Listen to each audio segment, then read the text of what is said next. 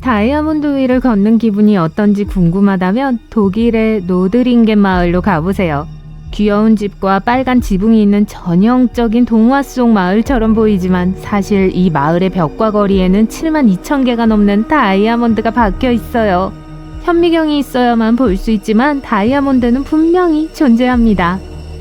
기원전 9세기경 이곳에 처음 사람들이 살기 시작했을 때 그들은 화산 분화구에 정착할 것이라고 확신했어요. 그들은 건축에 사용했던 돌에 수백만 개의 작은 다이아몬드가 박혀 있다는 사실과 분화구의 기원이 이 세상에 존재하지 않는다는 사실을 몰랐습니다. 지름이 1km보다 약간 큰 소행성이 약 1450만 년 전 지금의 바이에른에 충돌해서 26km 너비의 분화구를 남겼는데요. 이 안반은 엄청난 열과 압력을 받아 내부의 탄소 기포가 세계 어느 곳에서도 볼 수 없는 농도로 작은 다이아몬드로 변했습니다. 지역 주민들은 소행성 충돌의 잔해로 지어진 집들이 해가 뜨면 반짝이는 모습에 관심을 두지 않았어요. 그러던 중 1960년대에 미국에서 온 2명의 지질학자가 멀리서 이 풍경을 관찰한 결과 화산 분화구처럼 보이지 않는다는 사실을 발견한 거예요. 추가 연구 끝에 그들은 분화구가 아래가 아닌 위에서 형성되었다는 자신들의 이론이 옳았다는 것을 깨달았습니다. 이 발견 이후 학생들이 오해하지 않도록 교과서까지 바꿔야 했죠. 이 분화구에 대한 소문이 퍼지자 나사는 관심을 갖고 아폴로 14호와 아폴로 16호 우주비행사를 이곳에 보내 우주에서 어떤 종류의 암석을 발견할 수 있는지, 어떤 암석을 집으로 가져갈 가치가 있는지 알아보기로 했습니다. 그 임무 중 하나로 도착한 달의 암석은 현재 지역 박물관에 전시되어 있으며 지금도 우주비행사들이 이곳을 방문하고 있어요. 하지만 지역 주민들은 다이아몬드에 너무 익숙해져 있어 이 돌을 특별하게 여기지 않죠. 호주의 쿠버 패디는 세계 오팔의 수도로 알려진 마을로 완전히 지하에 있습니다. 이 마을에는 세계 최초의 4성급 지하 호텔도 있어요. 사람들이 이 지역에 정착한 이유는 오팔 광산에서 일하기 위해서였어요. 과거 광부들이 뜨거운 사막의 태양 아래서 견디기 힘들어했고 누군가가 광산에 직접 텐트를 치기로 결정했죠. 그리고 그곳은 집이 되었습니다. 현재 쿠버패디에는 여러 나라에서 온 약 2,500명의 주민과 30여 개의 상점, 오팔 갤러리, 박물관, 바 등의 건물이 있고 인기 있는 관광 명소로 자리 잡았습니다. 미국 네브래스카주의 모노위 마을에는 시장, 서기, 재무, 사서, 선술집 주인, 바텐더가 있습니다.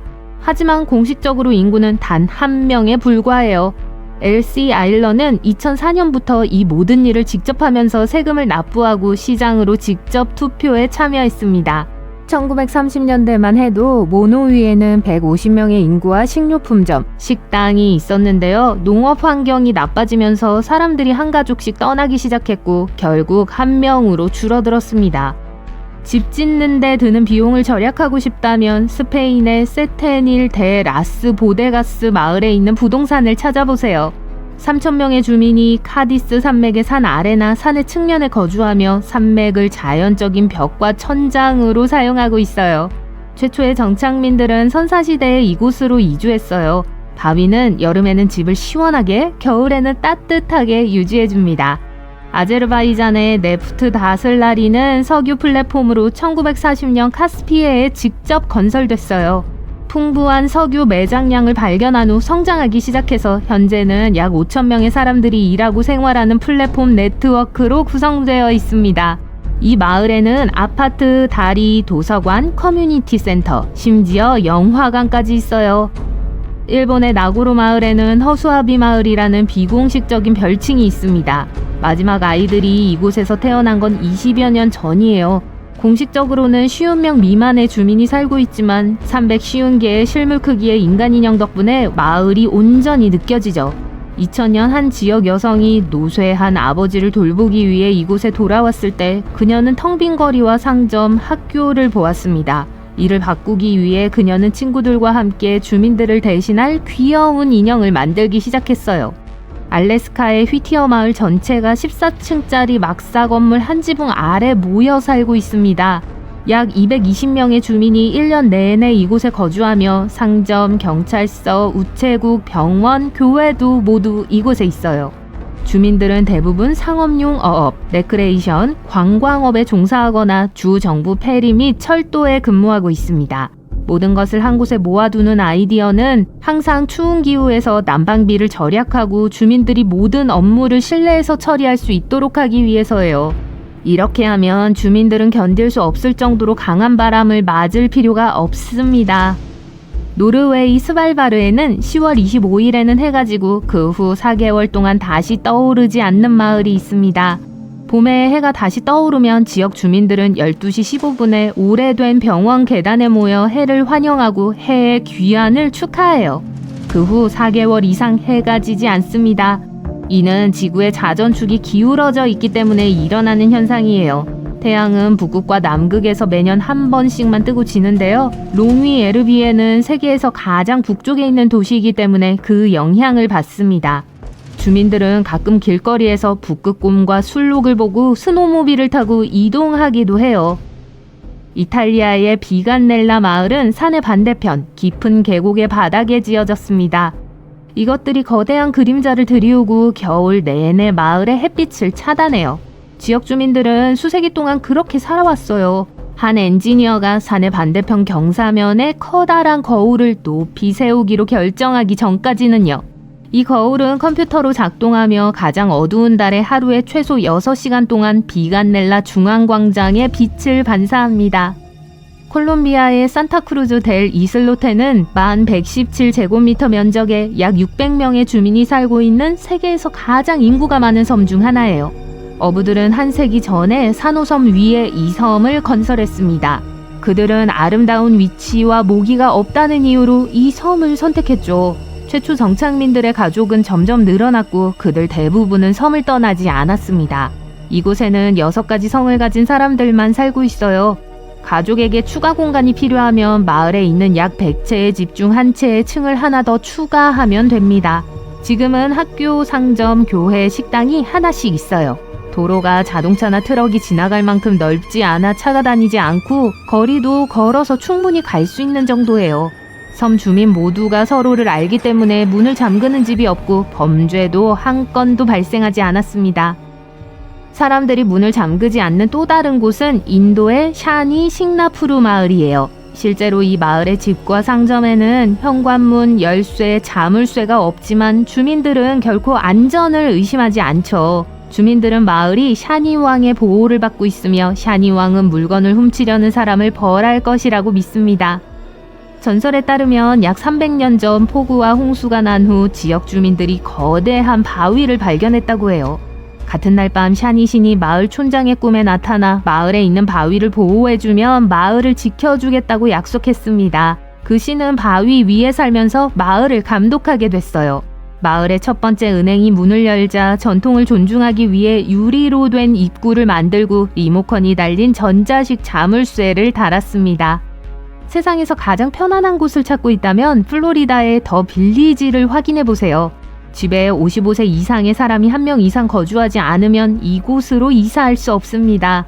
그리고 19세 미만의 가족 구성원을 남겨두고 떠나야 해요. 빌리지에서 가장 인기 있는 교통수단은 골프 카트입니다. 주민들을 위한 다양한 무료 액티비티가 마련되어 있어 지루할 틈이 없어요. 작은 섬부터 수십 킬로미터에 걸쳐 펼쳐진 거대한 도시까지 여러분은 오늘 지구상에서 가장 인구 밀도가 높은 장소에 대해 배우게 되실 거예요. 불가능의 한계에 의문을 품게 될 겁니다. 사람들은 더 나은 삶을 찾기 위해 또는 단순히 생존을 위해 어디까지 갈 준비가 되어 있을까요? 홍콩과 몰디브, 이집트의 도시 탄타, 아프리카 빅토리아 호수의 작은 섬에서 사람들이 어떻게 살아가고 있는지 자세히 알아보세요. 홍콩의 공식 인구는 750만 명이고 이 숫자는 2041년까지 850만 명에 이를 것으로 예상됩니다. 홍콩의 인구 밀도는 2.5제곱킬로미터당 18,000명 이상이에요. 출산율은 다소 낮지만 홍콩의 인구는 증가하고 있습니다. 이 역설에는 설명이 있어요. 홍콩이 제공하는 다양한 일자리와 같은 모든 기회 때문에 많은 사람들이 홍콩으로 이민을 오기 때문이죠. 이 도시의 땅값은 엄청나게 높습니다. 이것이 고밀도 개발의 주된 이유 중 하나예요. 저소득층이나 중간소득층의 사람들은 고층 건물에 살 수밖에 없는데 홍콩에는 9,000개가 넘는 고층 건물이 있습니다. 게다가 높이가 150m가 넘는 건물도 300개가 넘어요. 이는 뉴욕, 샹하이, 두바이가 자랑하는 것보다 더 많은 수입니다. 홍콩이 세계에서 가장 높은 도시 중 하나로 놀라운 성장을 이룰 수 있었던 것은 홍콩의 놀라운 도시 계획과 관련이 있습니다. 동시에 이 지역의 주택 가격은 믿을 수 없을 정도로 비싸서 중간 주택 가격은 연평균 소득의 18배에 달해요. 이 때문에 부루한 주민들은 미국의 표준 주차 공간보다 작은 아파트인 이른바 코핀하우스에서 거주하고 있어요. 홍콩 동부의 인구 밀집 지역인 쿼리베이와 몬스터 빌딩을 예로 들어볼게요. 사실 이 건물은 하나의 건물이 아니라 5개의 연결된 건물로 이루어진 그룹이에요. 이 5개의 블록에는 2200여 개의 유닛이 있고 약 10,000명이 거주한다는 소문이 있습니다. 대부분의 홍콩 주민이 비좁은 주거 환경에서 생활해야 하지만 홍콩에는 수십 명의 억만장자도 살고 있습니다. 보세요. 축구장 절반 크기예요. 빌 게이츠 집의 3분의 1이 이렇게 생겼어요. 또 다른 예는 백악관의 5분의 2입니다. 이건 무작위 숫자가 아니라 케냐와 우간다 사이의 빅토리아 호수에 위치한 미신고 섬의 영토입니다. 이 작은 땅에 100명이 넘는 사람들이 살고 있어요. 금속 기와 지붕이 섬을 물 위에 떠있는 거대한 거북이처럼 보이게 하는 것 같지 않나요? 안타깝게도 섬의 크기가 작기 때문에 초목이 거의 없습니다. 이 작은 지역을 제외한 대부분의 섬 표면은 바위로 덮여 있고 풀과 관목은 5그루도 되지 않아요. 이 섬에는 물고기와 낚시에 관한 모든 것이 있습니다. 선착장은 매일 정오가 되면 어시장으로 변해요. 거래는 오래 지속되지 않으며 보통 배가 떠나는 오후 2시에 끝납니다. 섬 주민들이 가진 것은 생선밖에 없기 때문에 매일 아침 케냐에서 소기업에 필요한 생필품을 가져와요. 그렇기 때문에 현지 상점에서 식료품부터 낚시 장비까지 필요한 모든 것을 구입할 수 있어요. 섬 주민들은 물고기를 잡을 뿐만 아니라 바위에서 내장을 발라낸 다음 카페에서 튀겨서 먹기도 해요. 네, 섬에는 약 13개의 카페와 바가 있으며 이곳에서 사람들은 식사를 하고 주사위 놀이를 하며 옥수수 가루로 만든 대표적인 요리인 우갈리를 요리해요. 거대한 도시와 번화한 거리로 돌아와서 중국에서 가장 인구 밀도가 높은 도시인 선전에 오신 걸 환영합니다. 이 도시에는 약 1750만 명의 인구가 살고 있어요. 인구가 너무 많기 때문에 이 도시는 과밀화된 학교와 해변 등 많은 문제에 직면해 있습니다. 후자에 대해 말하자면 일부 지역에서는 해변 인파를 관리하기 위해 예약 시스템을 도입하기도 해요. 이 거대 도시에서 가장 놀라운 점은 불과 40여 년 만에 현재의 규모로 성장했다는 점입니다. 예전에는 어촌 마을이었어요. 하지만 당국의 지원과 홍콩과의 근접성 덕분에 번화한 금융 및 경제 중심지로 변모했습니다. 현재는 샹하이, 싱가포르와 함께 세계에서 가장 바쁜 컨테이너 항구 중 하나로 자리 잡았어요. 선전은 지난 10년간 백만장자 수가 가장 빠르게 증가한 도시이기도 합니다. 이러한 증가율은 베이징과 상하이를 포함한 중국의 다른 일선 도시보다 훨씬 더 높아요. 아이레 아부르에는 IT의 일부를 이루는 카리브해 섬으로 세계에서 인구 밀도가 가장 높은 섬 중 하나입니다. 약 500명의 주민이 4,000제곱미터에 불과한 면적을 공유해요. 그저 평범한 어촌 마을이라고 생각하실 수도 있지만 아이레 아부르에는 공장에 가깝습니다. 이 섬에 발을 들여놓으면 곧바로 미로 같은 골목길을 만나게 될 거예요. 미로를 따라 구부러진 초가집과 방수포로 덮인 오두막을 지나면 어느새 마을 중심부에 도착하게 됩니다. 주요 랜드마크는 2개의 콘크리트 건물이며 그중 하나는 상점이에요. 중앙에는 2개의 태양열 가로등이 설치된 아담한 마을 광장이 있어요. 하나는 오래되어 더 이상 사용되지 않고 다른 하나는 반짝반짝 빛나는 새 것입니다. 이 섬에서는 남성이 여성과 어린이보다 많습니다. 낮에는 많은 사람들이 낚시를 하러 마을 밖으로 나가요. 섬을 둘러싼 수평선에는 돛과 고깃배가 점점이 떠 있어요. 나머지는 섬에 남아 배를 수리하고 그물과 덫을 수리하고 IT와 다른 곳으로 선적할 수많은 생선을 준비하는 등 다른 일을 합니다. 아이들은 수영을 하며 하루를 보내요. 마지막 목적지는 이집트 도시 탄타로 2.5제곱킬로미터당 약 7만 명이 거주하는 세계에서 인구 밀도가 가장 높은 곳 중 하나예요.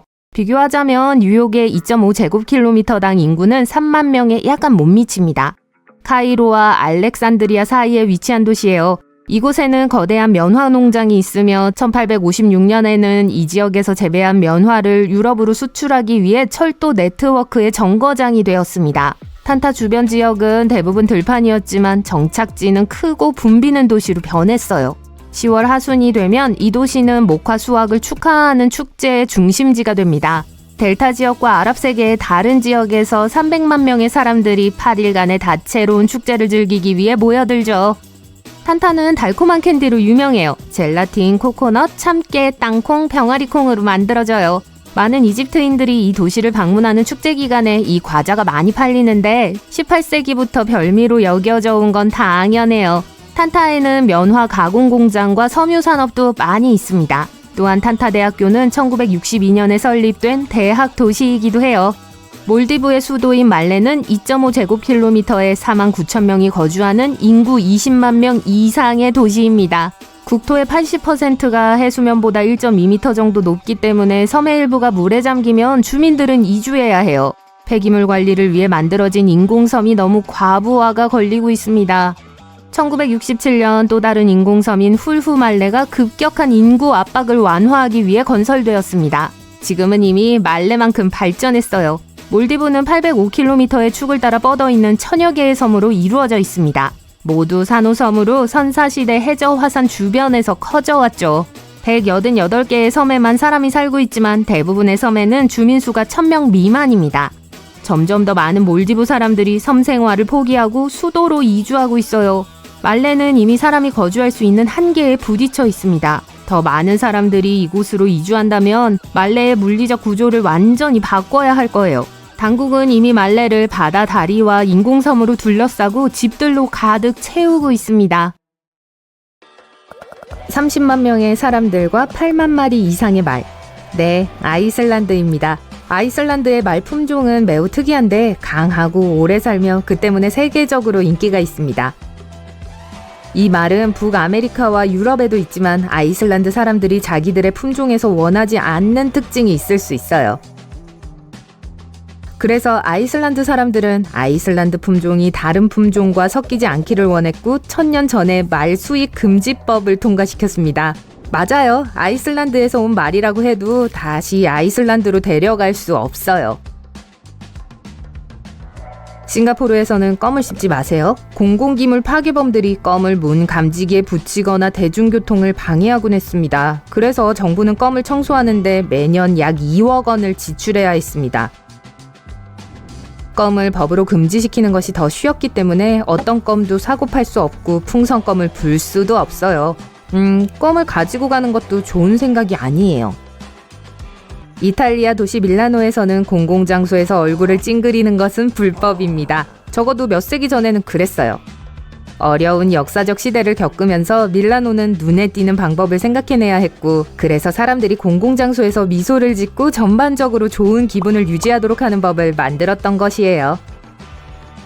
독일에는 시속 160km 이상으로 달릴 수 있는 고속도로가 있습니다.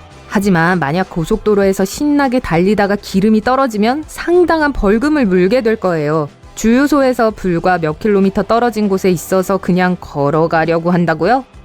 그러지 않는 게 좋아요. 그러면 추가로 벌금을 물게 될 거예요.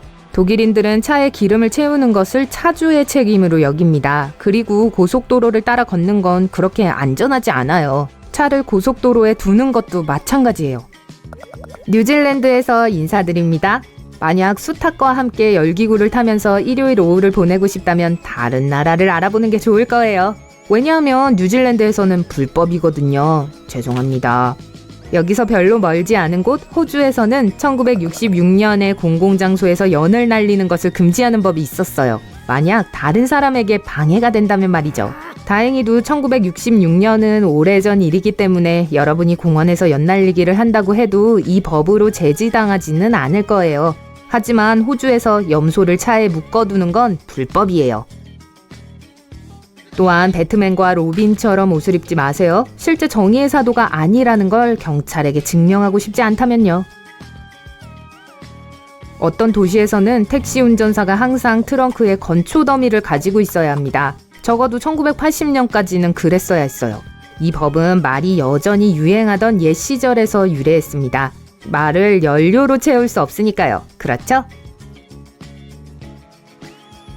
이제 미국으로 건너갈게요. 워싱턴에 있다면 빅풋을 뒤쫓을 생각조차 하지 마세요. 1969년에 빅풋이 멸종위기종으로 선언된 법이 통과됐습니다. 그러니까 예티에 대해서는 논의된 바가 없는 거죠.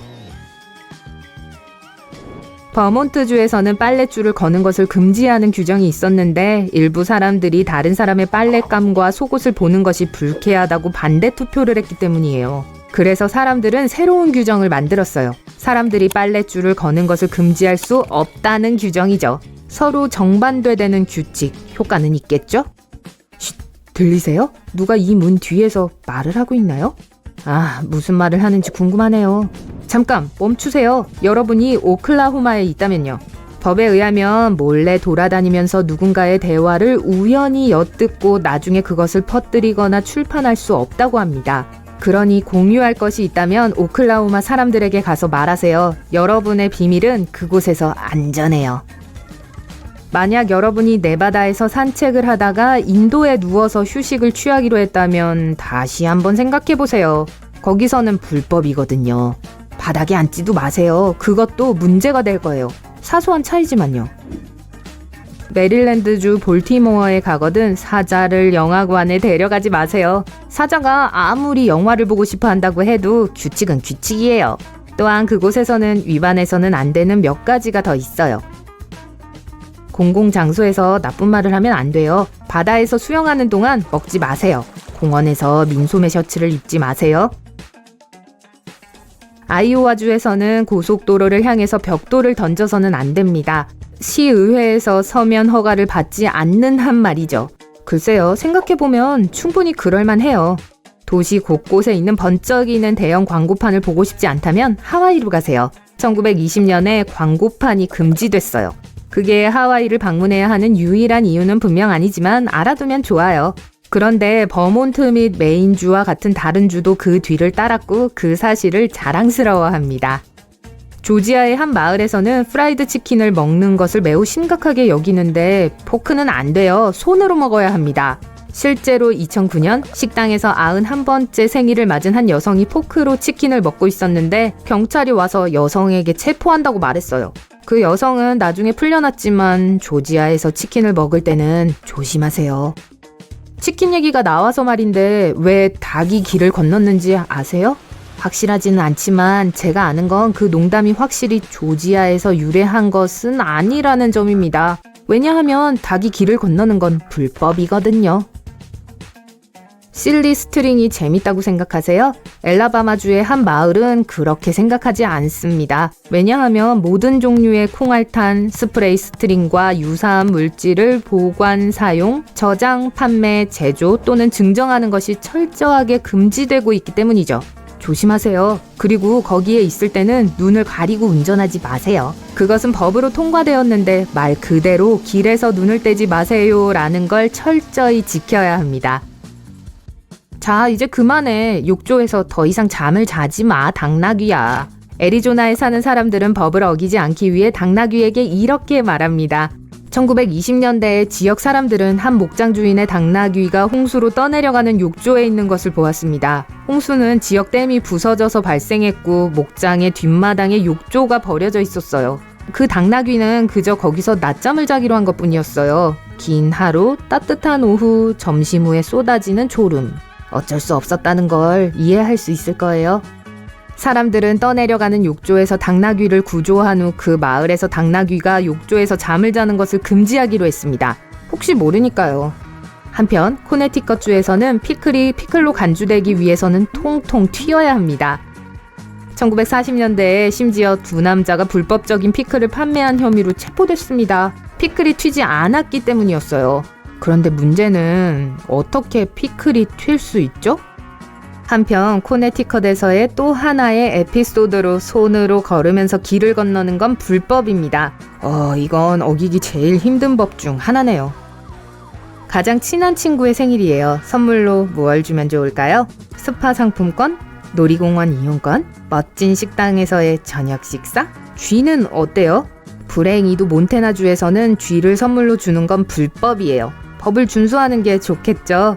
다행히도 플로리다에서 쥐는 아주 좋은 선물이에요. 적어도 다른 큰 동물들보다 훨씬 더 나아요.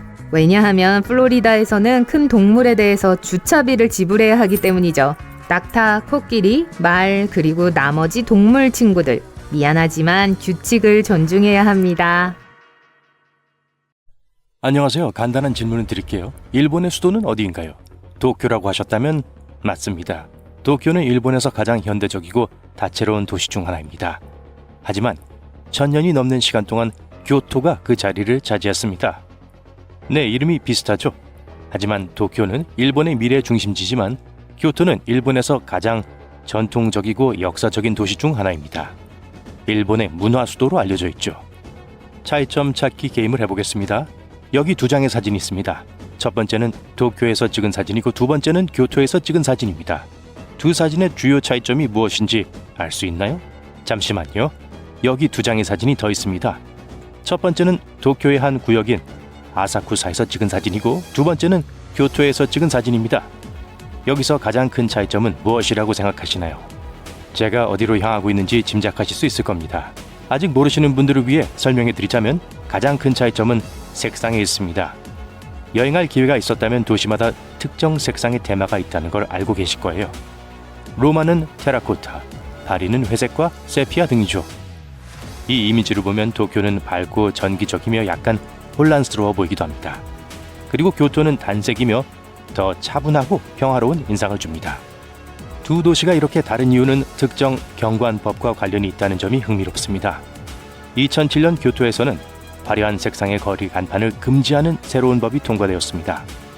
이 법은 전체적인 건축물을 표준화하여 도시를 더욱 균일하게 보이게 하려는 목적도 있었습니다. 교토는 오랜 기간 동안 일본의 수도였기 때문에 전통적인 풍수 건축과 원칙에 따라 지어졌습니다. 그렇기 때문에 많은 건물이 전통적인 아시아적 형태를 띠고 있어요. 영화 뮬란에서 본 것처럼 둥근 천장이 있는 건물 같은 거죠. 물론 이 스타일은 오늘날 현대 건축들과의 방식은 거리가 멉니다. 도쿄를 보면 이런 오래된 건물보단 유리로 된 고층 빌딩이 더 많이 눈에 띕니다. 하지만 이는 모두 미야코 경관 가이드라인이라는 큰 계획의 일부입니다. 이 법을 통과시킨 지방자치단체의 주된 주장은 일본의 현대화로 인해 교토가 독특한 경관을 잃어가고 있다는 것이었습니다. 교토가 도쿄의 전철을 밟아 거대한 고층 빌딩을 짓게 된다면 시민들은 도시를 둘러싼 세 개의 산을 볼 수 없게 될 것입니다. 그리고 아무도 그런 일이 일어나기를 원하지 않을 거예요. 게다가 일본의 다른 도시를 방문할 때 각 도시가 나름대로 독특하다는 것을 알 수 있다면 좋을 거예요. 경관법이 일본 전역에 적용된다면 도쿄 스카이트리나 아사히 플레인 빌딩과 같은 경이로운 건축물을 볼 수 없을 겁니다. 도쿄의 아키하바라 지역을 살펴보세요. 이곳은 일본에서 가장 현대적인 지역 중 하나로 알려져 있습니다. 이곳은 구석구석 최고 수준의 기술로 가득 차 있죠. 그리고 곳곳의 간판도 가득합니다. 새로운 법이 통과된 교토의 경우를 적용하자면 가장 먼저 사라져야 할 것은 옥상 간판입니다. 그리고 깜빡이는 조명과 움직이는 조명도 불법입니다. 이 교토 스타벅스도 제가 말하는 바를 잘 보여줍니다. 교토의 한적한 시골 거리를 거닐며 카푸치노를 마실 곳을 찾고 있다면 이 커피숍을 못 보고 지나칠 수 있습니다. 전통적인 스타벅스 로고는 진한 녹색 배경에 왕관을 쓴 사이렌 같은 생물이 주의를 끈다는데 동의할 거예요. 일본의 다른 곳에서는 여전히 그런 모습입니다. 하지만 교토에서는 이 브랜드가 새로운 가이드라인을 존중하여 이 아름다운 나무 로고를 만들었고 이 건물에 라테가 있다는 작은 명판을 제작했습니다. 정말 멋지네요. 이와 같은 예는 여러 가지가 있습니다. 교토의 세븐일레븐에는 전통적인 빨간색, 주황색, 초록색 줄무늬가 없습니다. 로고는 흑백으로 변경되었죠. 평범하다고 생각할 수도 있지만 의견이 다를 수 있어요. 주변 환경을 보면 완벽해 보입니다. 맥도날드는 어떨까요? 세계에서 가장 유명한 햄버거 프랜차이즈입니다. 노란색 로고는 유지하되 배경에서 빨간색을 없앴습니다. 허용되는 색상 팔레트의 경우 법에서는 먼셀 색상 시스템을 사용하여 허용되는 채도 수준을 결정합니다. 일반적으로 빨간색, 검은색, 녹색 등과 같은 강한 색의 희미한 버전이 허용됩니다. 이제 웨스 앤더슨 팔레트를 채택했다고 상상해보세요. 분명 장난감 도시처럼 보일 거예요. 처음에 상인들과 상점 주인들은 새로운 법의 혼란을 느꼈습니다. 도시 미관을 위해 브랜드를 변경해야 하는 이유를 이해하지 못했기 때문입니다. 하지만 시간이 지나면서 새로운 법을 받아들였을 뿐만 아니라 이미 브랜드의 성공에 이 법이 가져다주는 이점을 확인할 수 있었습니다. 덕분에 교토는 더 큰 관광 명소로 거듭날 수 있었습니다. 관광객들은 마치 시간 여행을 하는 듯한 느낌을 받습니다. 일부 관광객은 전통 기모노를 입고 게이샤처럼 걸어다니는 것을 좋아하기도 합니다. 지방자치단체는 또한 숙제를 잘한 상점과 브랜드에 보상하기 위해 시상 제도를 시작했습니다. 물론 위장한 스타벅스도 2018년에 상을 받았습니다. 일본의 주요 배달업체인 사가와도 2012년에 수상했습니다. 새로운 가이드라인에 적응해야 하는 것은 상점뿐만이 아닙니다. 자판기나 우체국과 같은 곳도 톤다운이 필요했습니다. 다시 말하지만 도시를 시각적으로 더 일관성 있게 만드는 것이 목적입니다. 그리고 확실히 도움이 되었어요. 그렇다면 규칙을 따르지 않으면 어떻게 될까요? 경관법을 무시하는 사람은 최대 1년의 징역형 또는 거액의 벌금을 내야 할 수 있습니다. 교토 내부의 차이점도 비교해 볼 수 있습니다. 도심 주변은 경관법이 덜 엄격합니다. 그래서 더 높은 건물과 더 크고 화려한 간판을 볼 수 있습니다. 하지만 도심을 벗어나 시골의 작은 도시로 갈수록 법은 훨씬 더 엄격해집니다. 특히 유네스코 문화유산 주변은 더욱 엄격해요. 잘 모르시는 분들을 위해 말씀드리자면 교토에는 17개의 문화유산이 있습니다. 네, 많아요. 하지만 그래서 교토가 독특한 거죠. 이제 폰토초에 오신 것을 환영합니다. 이 동네는 경관법이 수년에 걸쳐 도시의 분위기를 어떻게 변화시켰는지 보여주는 좋은 예입니다. 폰토초는 여러 블록에 걸쳐 있는 교토의 귀여운 골목길입니다. 2009년의 구글 스트리트 이미지와 2023년의 이미지를 비교해보면 분명한 차이를 확인할 수 있습니다. 우선 골목길의 입구에 있던 커다란 간판이 사라졌습니다. 상점 꼭대기에 매달려 있던 전선도 마찬가지입니다. 포장도로가 다시 만들어졌고 큰 상점 간판도 사라졌습니다. 훨씬 깨끗해졌어요. 밤에는 골목길에 허용되는 조명의 종류를 법으로 정한 덕분에 분위기 있는 식사를 즐기기에 완벽한 장소로 변했습니다. 밤의 모습은 이렇습니다. 조밥 드실래요? 이 경관법이 일본의 미니멀리즘 건축에 많은 기여를 했다는 생각을 지울 수 없습니다. 도쿄에서는 이런 이미지가 미니멀리즘 미학에 대한 우리의 생각과는 거리가 멀지만 교토는 미니멀리즘과 잘 어울립니다. 이 매장들 중 한 곳을 살짝 들여다보는 건 어떨까요? 앞서 소개한 스타벅스도 인테리어 디자인을 현지에 맞게 바꾸는 데 투자했습니다. 다다미 바닥에서 차를 마실 수 있는 최초의 스타벅스죠. 많은 일본인들처럼 다리를 꼬고 앉아 맛있고 따뜻한 음료를 즐길 수 있습니다. 저는 새로운 교토가 꽤 마음에 들어요. 여러분은 어때요? 유럽에서의 생활은 도착하는 지역에 따라 다소 낯설게 느껴질 수 있어요. 그래서 여행 전에 미리 조사해 두는 것이 좋아요. 사소한 차이점에 대해 말하자면 가장 먼저 눈에 띄는 것 중 하나는 에어컨이 없다는 거예요. 우리나라처럼 모든 곳에 에어컨이 설치되어 있지 않으니 신선한 공기를 좋아하는 분이라면 다행입니다. 유럽에서는 누군가의 아파트, 사무실, 심지어 식당에 에어컨이 없는 경우도 있어요. 일부 유럽인들은 창문에만 의존해 바람을 쐬기 때문이에요. 하지만 식료품점이나 쇼핑몰처럼 규모가 큰 곳은 보통 환기가 잘 되는 편이에요. 미국에서는 일반적인 관행이지만 유럽 레스토랑의 물도 항상 무료인 건 아니에요. 물론 대부분의 레스토랑에서 멋진 유리병이 제공되지만 계산서에도 표시되어 있을 거예요. 물을 요청할 때는 탄산수가 대신 제공될 수 있으니까 물도 원하는지 명시해야 합니다. 얼음물을 잔에 가득 채우는 것도 잊으세요. 냉장고에서 찬물을 가져올 수는 있지만 유럽인들은 미국처럼 얼음 덩어리를 잔에 가득 채우지 않습니다. 저예산으로 관광을 즐기신다면 공중 화장실이 얼마나 도움이 되는지 아실 거예요. 몇 시간 동안 걷다가 우연히 화장실을 발견하면 기분 전환을 할 수 있어서 좋죠. 많은 유럽 국가에서는 공중 화장실을 이용하려면 돈을 내야 하기 때문에 주머니에 50센트 정도의 돈이 있는 것이 좋습니다. 심지어 패스트푸드점에서도 요금을 부과할 수 있어요. 가장 좋은 해결 방법은 쇼핑몰에 가는 거예요. 쇼핑몰의 화장실은 대개 무료입니다. 또한 미국에서는 화장실 칸막이 바닥에 틈이 있는 경우가 많아요. 청소와 접근성을 위해 이러한 디자인을 선택했다는 의견도 있어요. 하지만 유럽에서는 사생활 보호를 위해 문이 바닥에 닿아 있는 경향이 있습니다. 미국에서는 그다지 인기가 없지만 유럽에서 네임데이는 큰 의미를 지니고 있습니다. 1년 중 매일 특정 이름을 가진 사람을 위한 미니 생일 축하 행사와 같은 날이에요.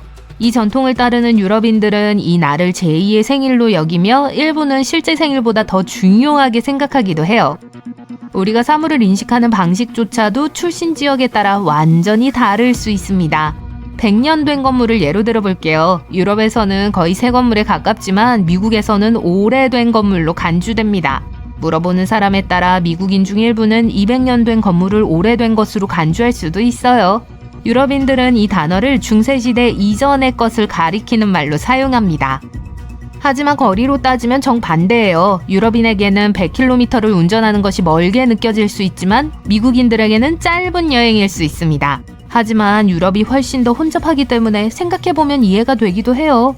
실제로 유럽 연합 전체 면적은 미국의 절반 정도에 불과해요. 어느 쪽이든 유럽인들은 유럽 대륙 안에 있든 지구의 다른 곳으로 떠나든 항상 움직이고 있습니다. 대부분의 유럽 국가들이 상대적으로 너무 작기 때문에 사람들은 항상 국경을 넘는 것이 정상적이고 쉬운 일이라고 생각하며 자랐기 때문일 거예요. 두 지역을 비교할 때 가전제품도 다른 경향이 있습니다. 세탁기를 예로 들어볼게요. 유럽에서는 대부분 냉수만 연결할 수 있고 앞쪽에서 세탁물을 넣어요. 미국에서는 온수와 냉수를 모두 사용하고 위에서부터 세탁물을 넣는 세탁기가 일반적이에요. 자, 여행하기 전에 선택한 유럽 국가에서 사용하는 전기 플러그의 종류를 미리 알아두세요. 여행 중에 휴대폰 충전기나 헤어 고데기를 사용하려면 전용 어댑터가 필요할 수도 있습니다. 다행히도 대부분의 호텔은 이러한 문제에 대비하고 있고 요청할 때 어댑터를 무료로 제공해줘요. 냉장고도 조금 다르게 보일 수 있습니다. 유럽에서는 더 큰 냉장고와 냉동고에 투자하는 대가족을 제외하고는 작은 냉장고가 일반적이기 때문인데요. 특히 룸메이트와 식료품을 공유하고 음식물 낭비를 줄이고 신선한 식품을 사러 마트에 자주 가는 것을 즐긴다면 이런 냉장고가 나쁘지만은 않습니다. 국적에 따라 유럽으로 떠나기 전에 미터법에 대한 지식을 미리 익혀야 할 수도 있어요. 그곳에서는 우리처럼 모두 미터, 그램, 리터, 섭씨를 사용합니다. 물론 미국 사람들도 학교에서 미터법을 배우지만 일상생활에서는 야드, 마일, 파운드, 화씨와 같은 다른 법을 고수해요. 예약하기 전에 날짜와 시간도 다시 한번 확인해야 해요. 유럽인들은 날짜를 일, 월, 년으로 쓰는 반면 미국인들은 월, 일, 년으로 뒤집었습니다. 또한 미국에서는 한 주가 보통 일요일에 시작해서 토요일에 끝나지만 유럽에서는 월요일에 시작해서 일요일에 끝나요. 다른 시간 형식도 주의하세요. 일부 국가에서는 오후 2시를 말하기 위해 14시라고 표현하기도 해요. 유럽에 처음 도착하면 광고도 조금 다르게 보일 수 있어요. 미국에서는 풍선 의상을 입고 길거리를 돌아다니며 지역 업체를 홍보하는 사람들을 볼 수 있지만 유럽에서는 보기 드문 광경입니다. 또한 미국 고속도로에서 흔히 볼 수 있는 거대한 광고판 간판은 대부분의 유럽 국가에서는 볼 수 없어요. 운전자는 전방도로에 더 집중해야 하고 이러한 광고 기법은 너무 산만할 수 있기 때문에 일반적으로 법에 위배됩니다. 거리 이름과 쇼핑 시간으로 넘어가 보겠습니다. 북미, 특히 미국에서는 5번가나 16번가와 같이 숫자로 거리 이름을 짓는 것이 일반적입니다. 하지만 유럽에 가보면 거리에는 보통 실제 이름이 있어요. 유럽의 일부 시골 지역에서는 아예 이름이 없는 도로를 우연히 발견할 수도 있습니다. 유럽에서는 도시와 도시를 연결하는 도로에 연결되는 도시를 따서 이름을 짓는 멋진 전통도 있습니다. 유럽의 쇼핑 시간도 다소 혼란스럽고 때로는 답답할 수 있습니다. 스페인의 시에스타에 대해 들어보셨을 텐데요. 일부 지중해 국가에도 비슷한 관습이 있습니다. 상점과 기업이 오후에 잠시 휴식을 취하는 시간이에요. 유럽 도시의 소규모 상점들은 점심시간에 문을 닫거나 주말에 영업시간을 단축하기도 합니다. 특정 요일에는 아예 문을 닫는 곳도 있어요. 유럽 여행 중 쇼핑을 계획하고 있다면 현지 일정을 확인하는 것이 가장 좋습니다. 쇼핑 시간은 여행 계획과 필요한 물건을 얼마나 쉽게 구할 수 있는지에 영향을 미칠 수 있죠. 미국인들은 낯선 사람에게도 더 많이 웃는 경향이 있지만 다른 나라 사람들에게는 다소 이상하게 보일 수 있어요. 하지만 그 뒤에는 이유가 있어요. 수년에 걸쳐 미국은 전 세계에서 온 사람들이 모여들면서 하나의 용광로가 되었기 때문이에요. 서로 다른 문화와 언어가 만들어내는 간극을 좁히기 위해 친절하고 상냥하게 대하는 것이 중요해졌어요. 때로는 잔인하게 솔직해지는 것보다 친절하게 대하는 것이 더 도움이 될 때도 있죠. 유럽에서는 TV 시청 선호도도 다를 수 있습니다. 예를 들어 노르웨이에서는 슬로우 TV라는 멋진 컨셉을 찾아볼 수 있어요. 우리가 가끔 쇼 앞에서 몇 시간 동안 멍하니 앉아있는 거 아세요? 노르웨이 사람들은 이를 국민 스포츠로 발전시켰습니다. 배경음악과 같은 시각적 효과라고 생각하시면 돼요. 장작불을 피우거나 뜨개질 마라톤을 몇 시간씩 시청하며 스크린에 붙어있는 사람은 아무도 없습니다. 하지만 온전히 집중하지 않아도 되는 배경 엔터테인먼트가 필요할 때는 이 영상을 확인해보세요. 느리게 산다는 의미의 휘게라는 개념에 대해서도 들어보셨을 겁니다. 휘게는 북유럽 국가들의 삶의 방식이에요. 어떤 사람들은 이러한 삶의 원칙이 행복의 비결이 될 수 있다고 생각합니다. 휘게는 성가시거나 부담스러운 일로부터 자유로운 삶을 만드는 거예요. 또한 인간관계에 우선순위를 두고 항상 긍정적인 태도를 갖기 위해 노력하는 것입니다. 고대 인도 문헌에는 아름답게 장식된 전차 또는 비마나라고 불리는 궁전 전체가 언급되어 있는데 이 구조물은 이륙하여 순식간에 우주까지 날아갈 수 있습니다. 어떤 사람들은 이러한 비마나가 인도 신화에만 존재했다고 믿습니다. 하지만 수세기 동안 사라진 실제 기술을 기반으로 했을 가능성도 있습니다. 고대 인도의 종교 경전인 베다스에 따르면 여러 개의 엔진이 달린 코끼리, 비마나와 동물과 새의 이름을 딴 다른 여러 종류가 있었습니다.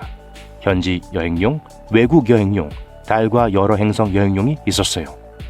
비마나는 엄청난 속도를 낼 수 있었습니다.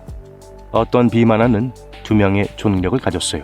또 다른 비마나는 구 모양으로 수성이 만들어내는 바람 위에 만들어졌습니다. 이 비마나는 태양과 같은 거대한 광선을 생성하고 폭풍의 천둥과 같은 소리를 낸다고 합니다. 모든 비마나는 파괴가 불가능해서 적을 공격하기에 완벽했어요. 비마나를 조종하려면 오늘날의 비행기 조종사처럼 많은 것을 알아야 하는데 총 32가지의 비밀이 있었습니다.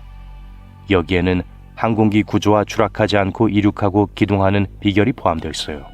또한 조종사는 보이는 방법과 보이지 않는 방법, 숨는 방법, 빠른 방법, 수축과 팽창을 관리하는 방법 및 기타 많은 기술을 알아야 했습니다.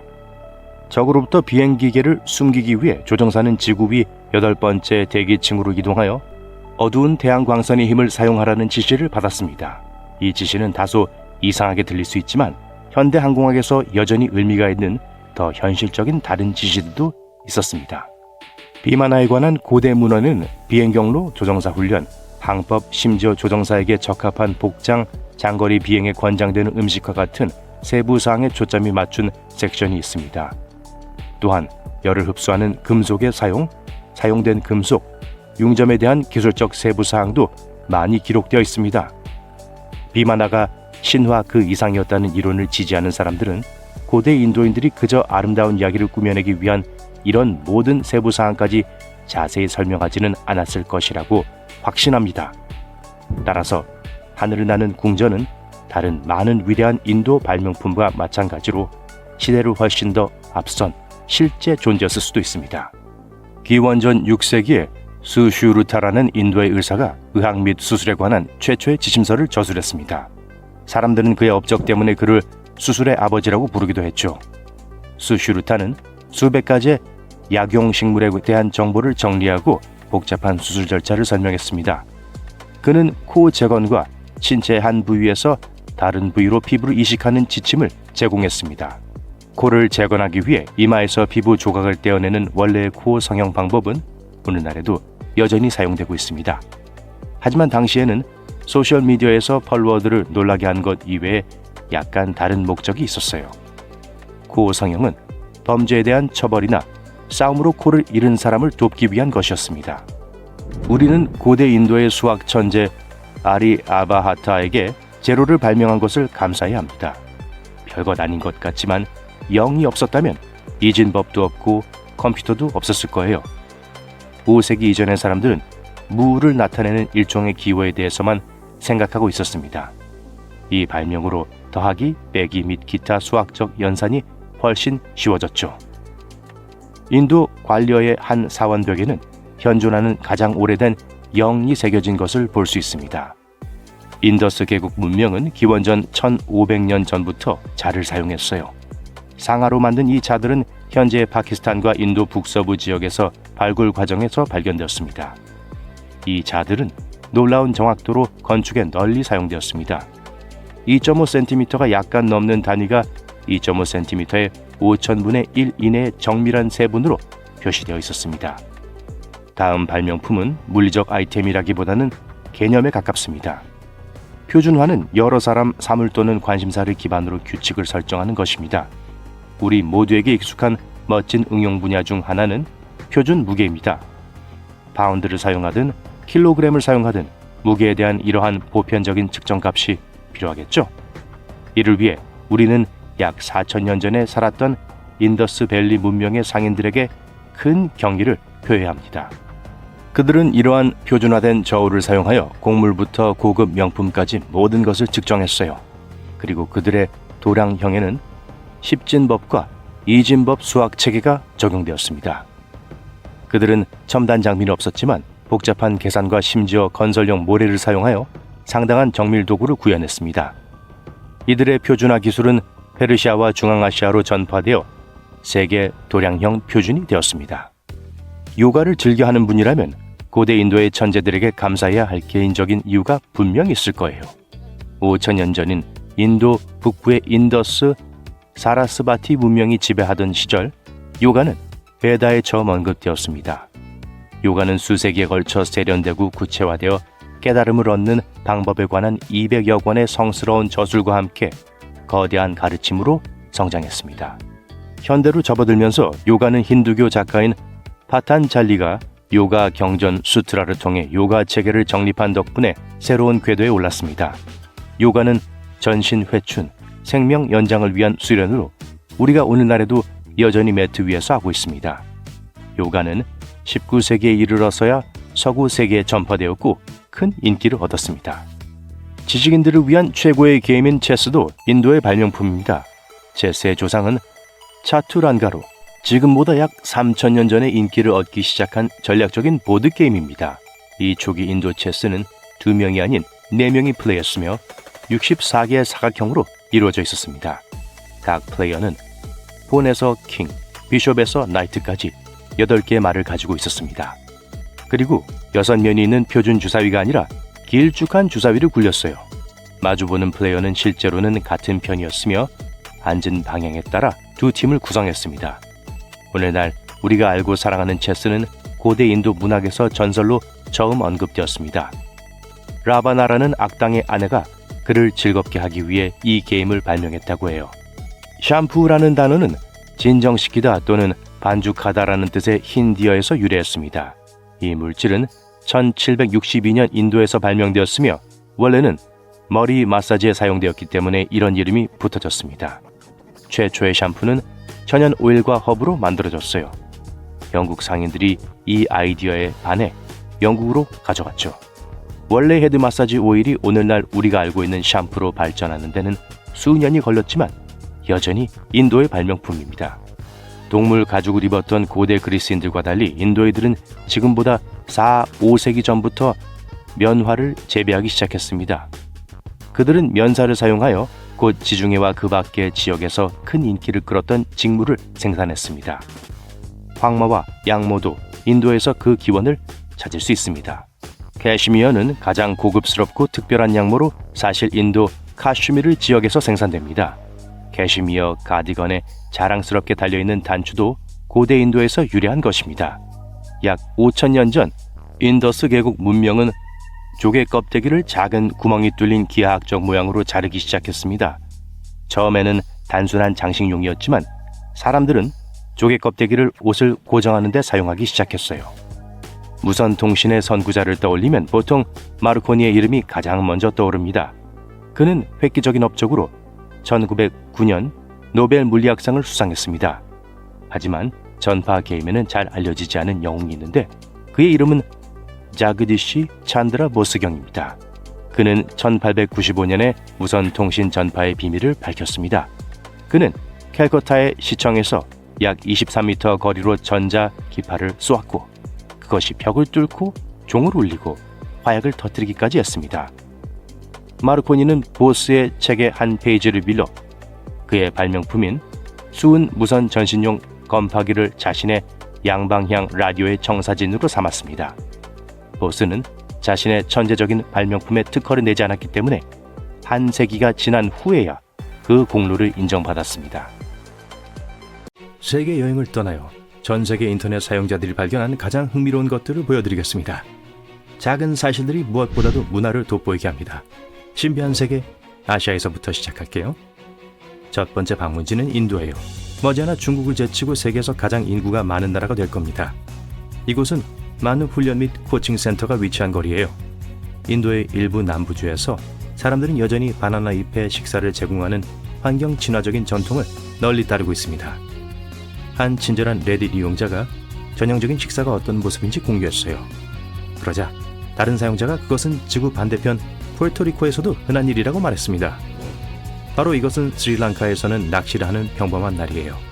틱택은 스리랑카에서 너무 비싸서 8개가 든 작은 팩이 있습니다. 중국에서는 일부 쇼핑몰에 남편 보관소가 있습니다. 아내들은 남편을 그곳에 두고 남편들은 아내가 쇼핑하는 동안 비디오 게임을 즐길 수 있어요. 남편의 불평 불만을 피할 수 있죠. 이건 오래된 신문 가판대에 위치한 맥도날드입니다. 심지어 맨홀드 아시아에서는 예술 작품이에요. 여기 중국 우시에서 사용자가 발견한 드래곤 아트의 한 예가 있습니다. 중국에서는 계란을 그물 주머니에 넣어서 팔고 있어요. 그리고 아시아 일부 국가에서는 특이한 맛의 과자들이 많이 있습니다. 심지어 오이 맛의 칩도 있어요. 이 남자는 싱가포르에서 커피를 사러 갔는데 비닐봉지에 커피를 받아왔습니다.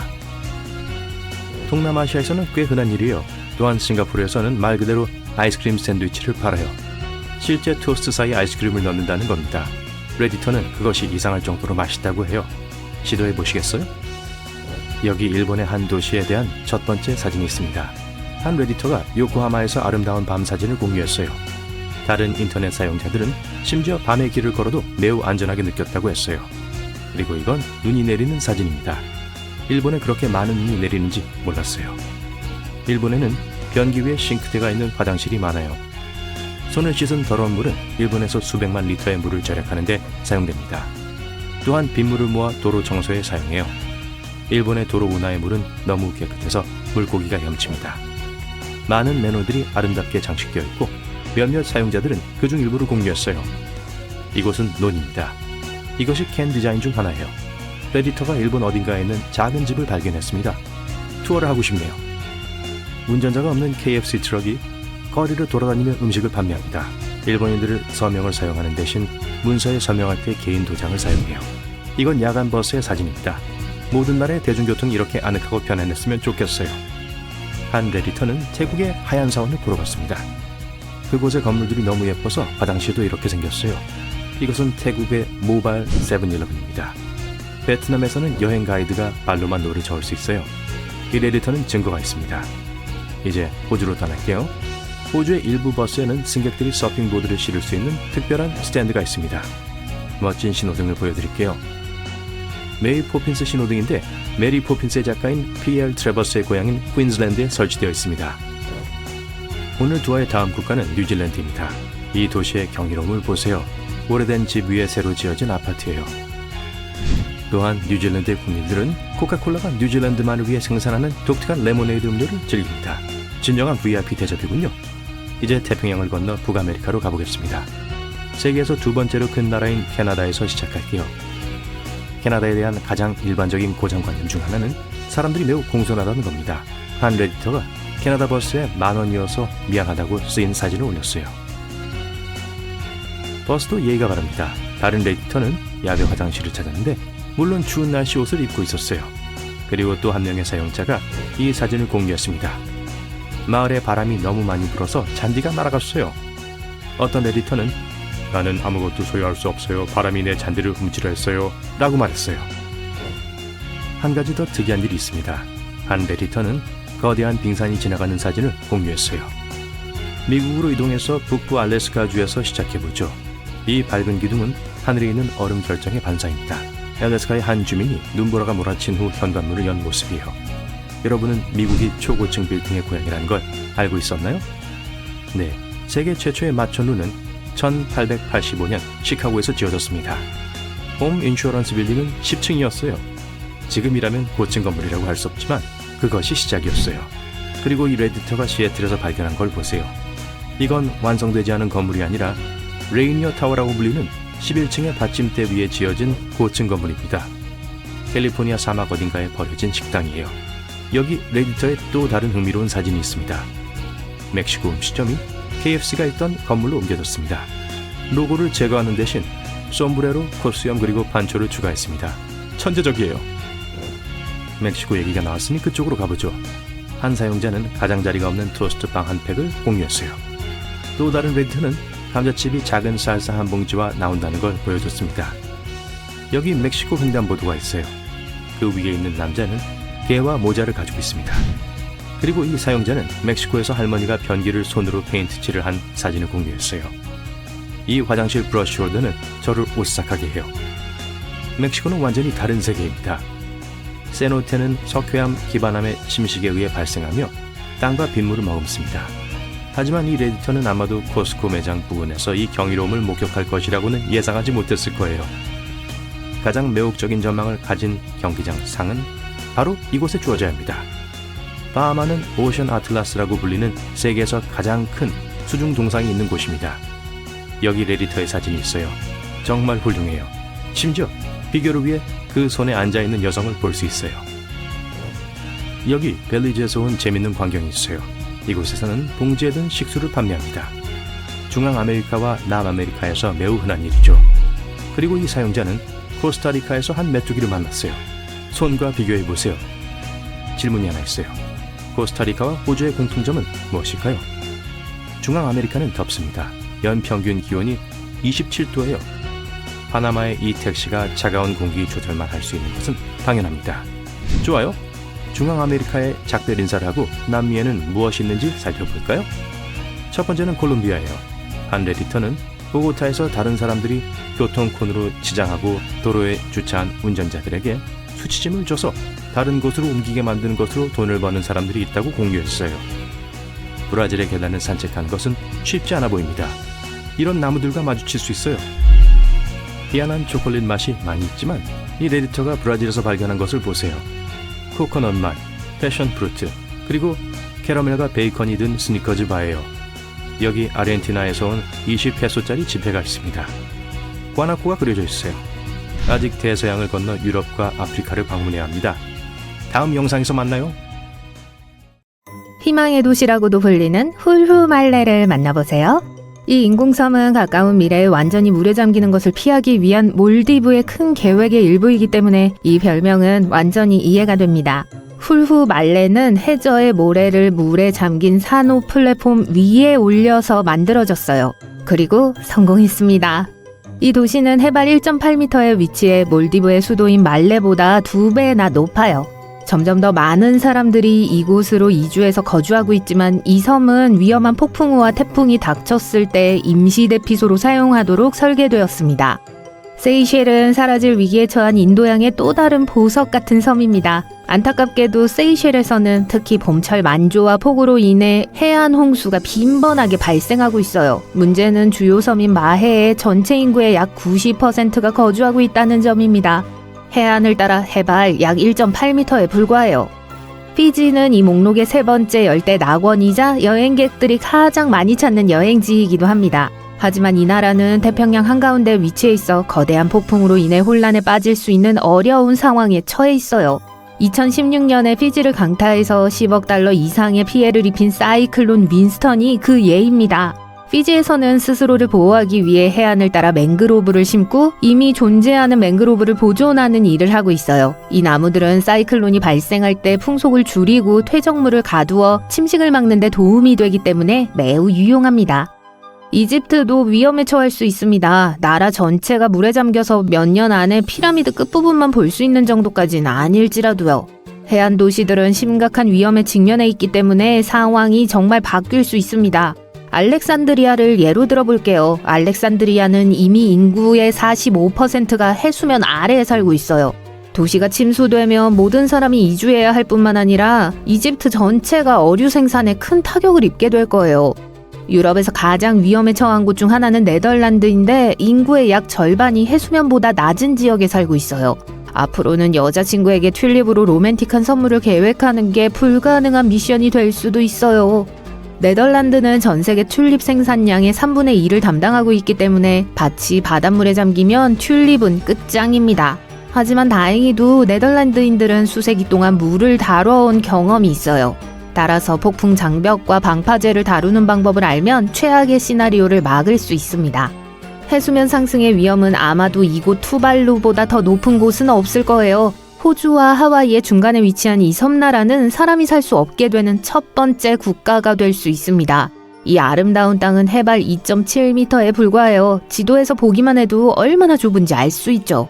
실제로 퐁가팔레에서 가장 좁은 부분은 폭이 약 19m에 불과합니다. 따라서 만조가 진짜 문제가 되기 전에도 이 나라의 한정된 농지가 바닷물에 잠길 수 있어요. 다음 국가는 필리핀입니다. 동남아시아의 이 군도는 가장 아름다운 풍경을 자랑하지만 두 가지 이유로 홍수 위험에 직면해 있어요. 첫째는 해수면 상승입니다. 둘째는 예측할 수 없는 기상이변이고요. 1990년 이후 사이클론, 지진, 쓰나미와 같은 사건으로 인해 200억 달러가 넘는 피해가 발생했어요. 바누아투에 대해 들어보신 적 있나요? 호주와 피지 사이에 펼쳐진 이 섬은 곧 홍수에 잠길 수 있는 곳이에요. 바누아투는 지역사회 전체를 안전한 곳으로 이주시킨 최초의 태평양 국가 중 하나였어요. 과거 2005년 북부 태구아 섬의 위험한 해안 지역에 살던 주민들은 고지대로 이주했습니다. 다음은 태평양 중앙에 위치한 마샬 제도예요. 연구에 따르면 수도인 마주로에 있는 건물의 40%가 향후 수몰될 수 있다고 해요. 하지만 이 나라는 아직 포기하지 않고 있어요. 그들은 계획이 있습니다. 저지대에 위치한 공항의 인프라를 강화하고 주요 건물을 고지대로 이전하고 외딴 섬에 방파제를 쌓고 있어요. 남쪽으로 향하면 나우루가 있습니다. 면적은 21제곱킬로미터에 불과한 세계에서 가장 작은 나라 중 하나죠. 현재 나우루에는 10,000명의 주민이 거주하고 있지만 사람이 살 수 없게 될 위기에 처해 있어요. 이곳의 해수면은 전 세계 평균보다 약 3배 빠르게 상승하고 있어요. 부하다 라구는 유일한 지표 담수 자원이며 해발 5m에 불과하기 때문에 특별한 관심을 불러일으키고 있습니다. 태평양의 다음 목적지는 팔라우 공화국입니다. 이들에게도 해수면 상승은 농담이 아니에요. 하지만 현재로서는 농작물, 특히 타로를 보호하는 것이 최우선 과제입니다. 하와이와 뉴질랜드의 중간쯤에 사모아가 있어요. 그리고 이 나라는 독특한 상황에 처해 있어요. 물의 양이 증가하고 있을 뿐만 아니라 땅도 가라앉고 있습니다. 2009년 사모아의 강진과 쓰나미가 2차례 강타한 바 있는데요. 지각이 원래 위치로 되돌아오면서 전체적인 지표면이 실제로 내려가고 있어요. 이로 인해 특히 모든 공항이 해안을 따라 위치해 있기 때문에 주택과 주요 인프라가 심각한 타격을 입을 수 있어요. 키리바시로 가보겠습니다. 이 태평양 국가는 대부분의 인구와 인프라가 해안 근처에 있기 때문에 잦은 홍수로 큰 어려움을 겪고 있어요. 화산섬인 바나바를 제외하면 키리바시의 어떤 땅도 바다에서 2m 이상 높지 않아요. 이러한 상황을 해결하고 주민들의 안전을 지키기 위해 석유 회사들이 가지고 있는 것과 같은 거대한 부유식 플랫폼을 만들겠다는 큰 아이디어를 떠올렸어요. 하지만 문제는 이 프로젝트에 약 20억 달러라는 막대한 비용이 들 것으로 추정된다는 거예요. 베트남 방문이 버킷리스트에 있다면 서두르는 것이 좋습니다. 베트남에서 해야 할 일 10가지에는 대부분 하롱베이와 같이 입이 떡 벌어지는 명소로 크루즈를 타고 떠나는 게 포함되죠. 하지만 2050년이 되면 주변 육지가 물속에 잠길 수도 있어요. 베트남이 직면하고 있는 또 다른 큰 문제는 주요 논의 염분이 많아지고 있다는 거예요. 베트남 음식을 좋아한다면 쌀이 그들에게 얼마나 중요한지 잘 아실 거예요. 지금은 특히 메콩 델타 지역이 취약할 것으로 우려되고 있습니다. 이곳은 베트남 농업 생산량의 대부분을 담당하는 비옥한 지역으로 그중 50% 이상이 쌀입니다.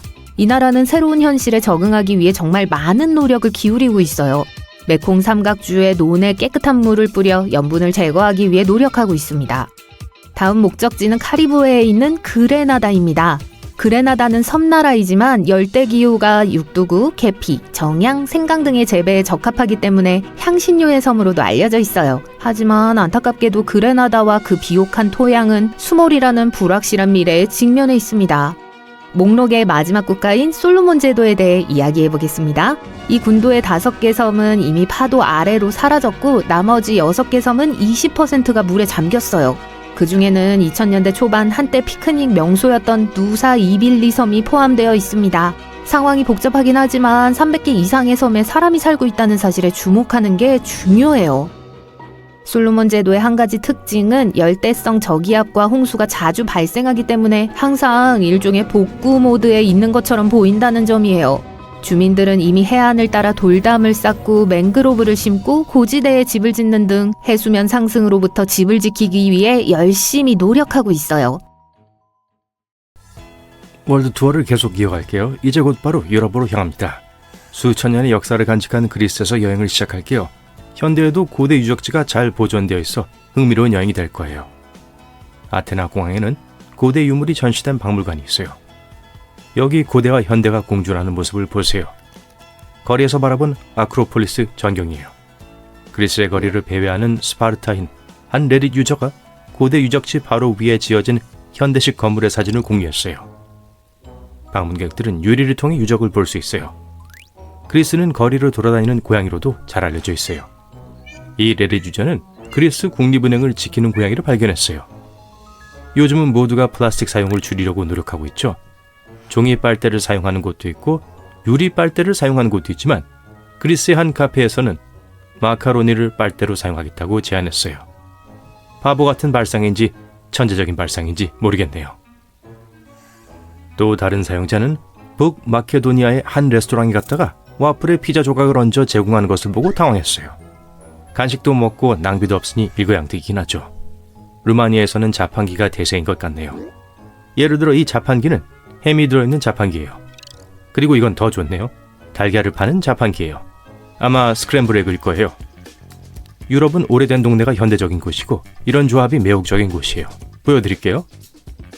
이 레디터는 크로아티아의 700년 된 성벽 사이에 현대식 농구 코트가 있는 사진을 공유했어요. 그리고 여기 식료품점 내부에서 찍은 사진이 있어요. 이 오래된 기둥을 보세요. 현대 문제에는 현대 해결책이 필요하죠.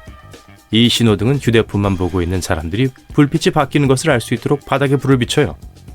이탈리아는 수천 년의 역사를 지닌 예술 작품이에요. 거기서 여러분을 위해 많은 것들을 준비했어요. 어떤 유적은 수천 년 전으로 거슬러 올라가는데 그중 많은 부분이 보존되어 있어요. 한 레딧 사용자가 유적이 잘 보이도록 바닥이 유리로 되어 있는 호텔 로비 사진을 공유했어요. 그리고 이건 에어비앤비 숙소의 난간입니다. 이탈리아에서는 거리 표지판도 예술 작품이에요.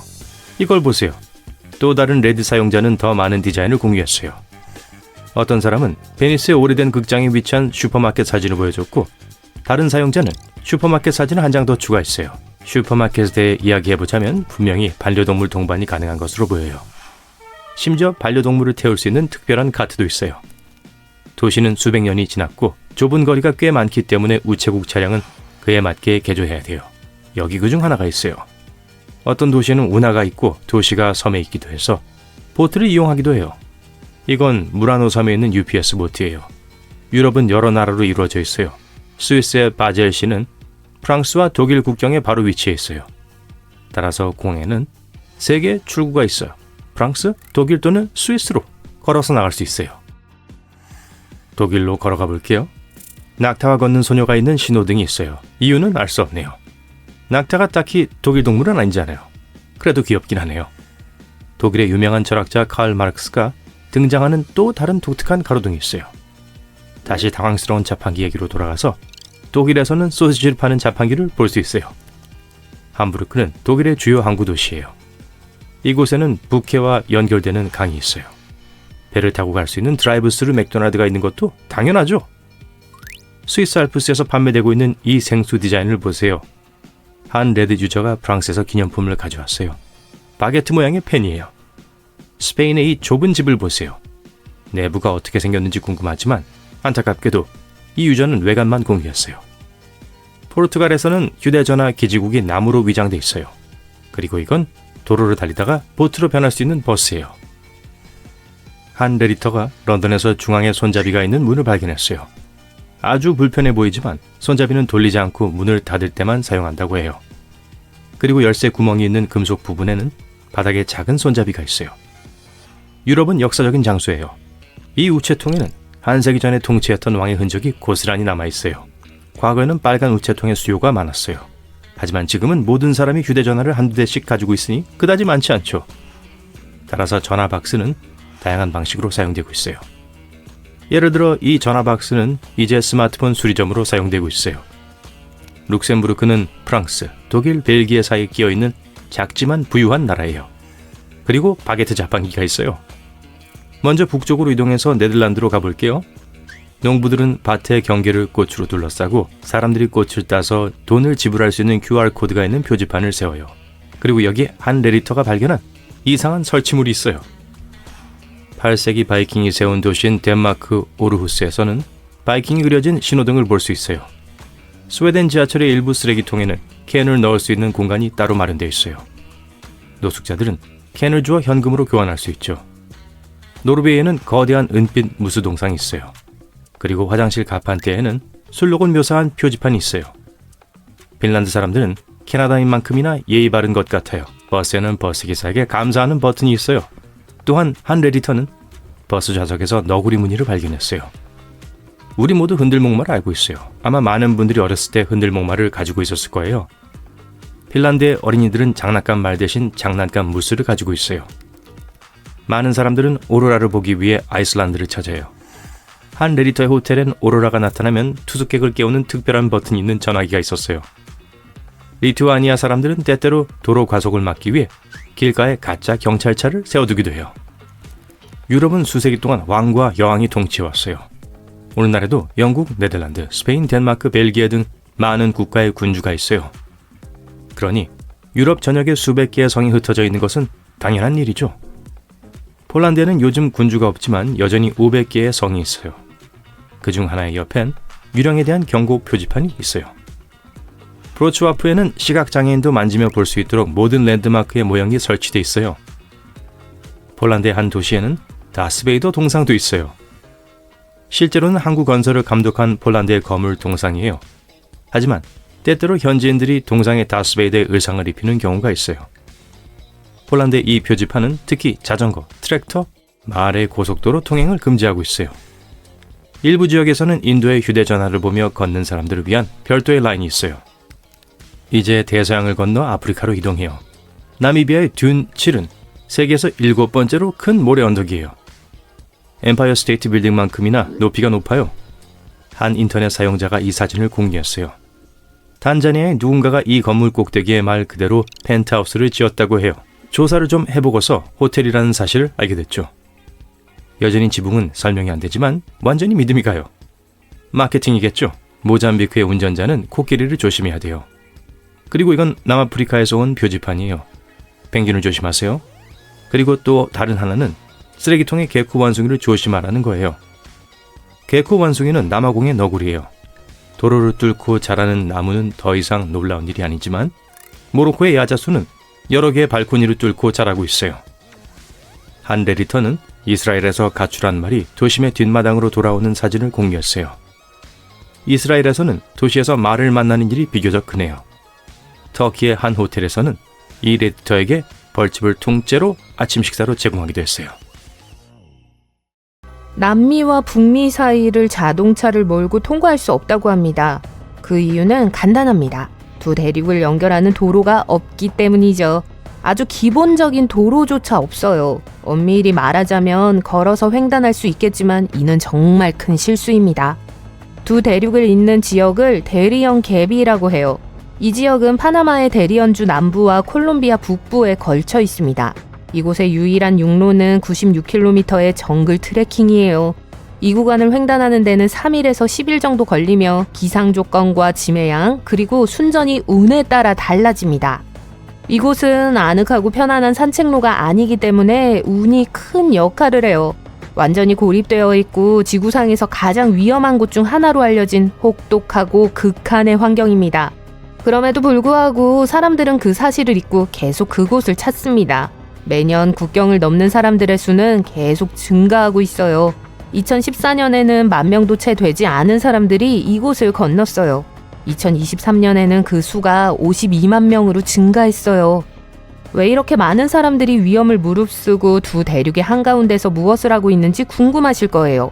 그 이유는 대리언 갭이 북미로 이주하는 난민들의 이동 경로가 되었기 때문입니다. 하지만 그곳에 도착하기까지 벌레 물림과 감염부터 심각한 골절까지 모든 종류의 위험에 직면하게 돼요. 그리고 무법천지입니다.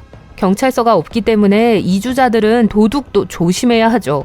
그 과정에서 그들은 서로를 의지하고 지원할 수밖에 없어요. 대부분의 사람들은 최소한 텐트나 방수포, 장화, 물, 약간의 식량을 가지고 횡단을 시작해요. 하지만 이런 물건들은 금방 무거워지고 사람들은 보통 전체 여정에 필요한 물품을 가져오지 못해요. 어느 순간부터 사람들은 탈수를 피하기 위해 강물을 마시기 시작하죠. 하지만 강물에는 박테리아와 오물이 가득하기 때문에 장에 문제가 생길 수 있습니다. 상황이 심각해져도 의학적 도움을 받을 수 없어요. 이 모든 시나리오를 더욱 악화시키는 것은 기온이 35도를 넘나드는 혹독한 날씨입니다. 대리연ገብ에 도전하는 소수의 사람들은 정글에서 생존을 경험하고자 하는 하드코어 모험가이자 여행객입니다. 하지만 이 지역은 편안한 휴가를 위한 곳이 아닙니다. 2023년 이곳을 찾은 한 관광객 그룹은 발에 영향을 미치는 곰팡이인 정글 썩은병에 걸렸어요. 상황이 너무 심각해져 마지막 날에는 한 여성이 걸을 수 없어서 그룹에서 부축해야 했어요. 사람들이 대리연ገብ에 아무리 대비를 해도 결국 생존은 운에 달려 있습니다. 여행자들이 호텔에 여장을 풀고 다음 날을 준비할 수 있는 탄탄한 인프라를 갖춘 도시를 찾기란 쉽지 않습니다. 일부 지역에서는 정글에 있는 기본적인 캠프를 발견할 수도 있어요. 이러한 캠프에서는 텐트를 칠 수 있는 나무 플랫폼, 양동이 샤워시설, 화장실, 심지어 치킨과 밥 식사까지 제공하지만 비용이 발생하죠. 예를 들어 와이파이는 시간당 $2를 내야 합니다. 트레일에서는 휴대폰 서비스가 제공되지 않아 외부와의 연락이 거의 끊긴다는 점을 고려하면 꽤 괜찮은 가격인 것 같아요. 가파르고 진흙탕 지역의 울창한 열대우림을 상상해보세요. 하이킹 코스는 바위가 흩어져 있고 덩굴이 얽혀 있어 마치 자연이 만든 덫처럼 보여요. 산 위로 가파르게 오르막을 오르기 때문에 체력이 좋은 사람에게도 어려운 도전이 될 수 있습니다. 이 지역은 또한 지속적으로 폭우가 내리기 때문에 산사태, 돌발 홍수, 극심한 진흙탕이 발생할 수 있어요. 상황이 너무 심각해져 건널목을 건너는 사람들의 티셔츠와 얼굴까지 진흙으로 뒤덮이게 돼요. 또한 빠르게 흐르는 강을 많이 건너야 해요. 최근 두 아이와 함께 이 지역을 통과한 베네수엘라의 한 아빠는 첫날부터 운동화가 찢어졌다고 말했어요. 그만큼 강이 얼마나 강력할 수 있는지 알 수 있습니다. 강은 수심도 깊어서 때로는 어깨까지 물이 차오르기도 해요. 하지만 이 지역의 위험은 최근의 일이 아닙니다. 수세기 동안 대리연갭은 통과할 수 없는 것으로 여겨졌어요. 라틴 아메리카에 처음 진출한 유럽인들은 이곳을 일종의 정글 훈련학교로 여겼습니다. 그들은 그 위험성을 충분히 알고 있었지만 그 후에도 많은 모험가들이 대리연갭을 건너려고 시도했어요. 예를 들어 1854년에는 한 탐험대가 정글에서 49일 동안 실종되어 굶주림과 탈진에 시달리기도 했습니다. 그 후 1870년 100명의 대원들이 다시 이 강을 건너기 위해 출발했습니다. 당시로서는 최첨단 장비를 갖추고 잘 준비했음에도 불구하고 여행하는 동안 엄청난 고통을 겪어야 했어요. 그들은 도전에서 살아남기 위해 놀라운 끈기에 의존해야 했습니다. 수년에 걸쳐 모험을 떠난 사람들은 굶주림과 갈증으로 죽거나 심지어 강에서 익사하는 경우도 종종 있었습니다. 또한 제규어, 흰 입술 페카리, 가장 독성이 강한 빠르고 신경질적인 뱀 중 하나인 큰 삼각머리 독사 같은 위험한 동물의 공격 위험에 직면하기도 했어요. 또한 이 지역에는 모기가 많아 심각한 건강 문제를 일으킬 수 있습니다. 나무에 기대어 휴식을 취하는 것도 위험할 수 있어요. 이 정글에는 최대 20cm 길이의 긴 검은 가시로 덮인 가시청과 야자수가 가득합니다. 안타깝게도 이 가시는 온갖 종류의 박테리아로 덮여 있어요. 청과 야자나무에 스치기만 해도 감염된 상처가 생길 수 있어요. 또 다른 위험은 울창한 숲에서 길을 잃고 안전한 곳으로 돌아오지 못하는 거예요.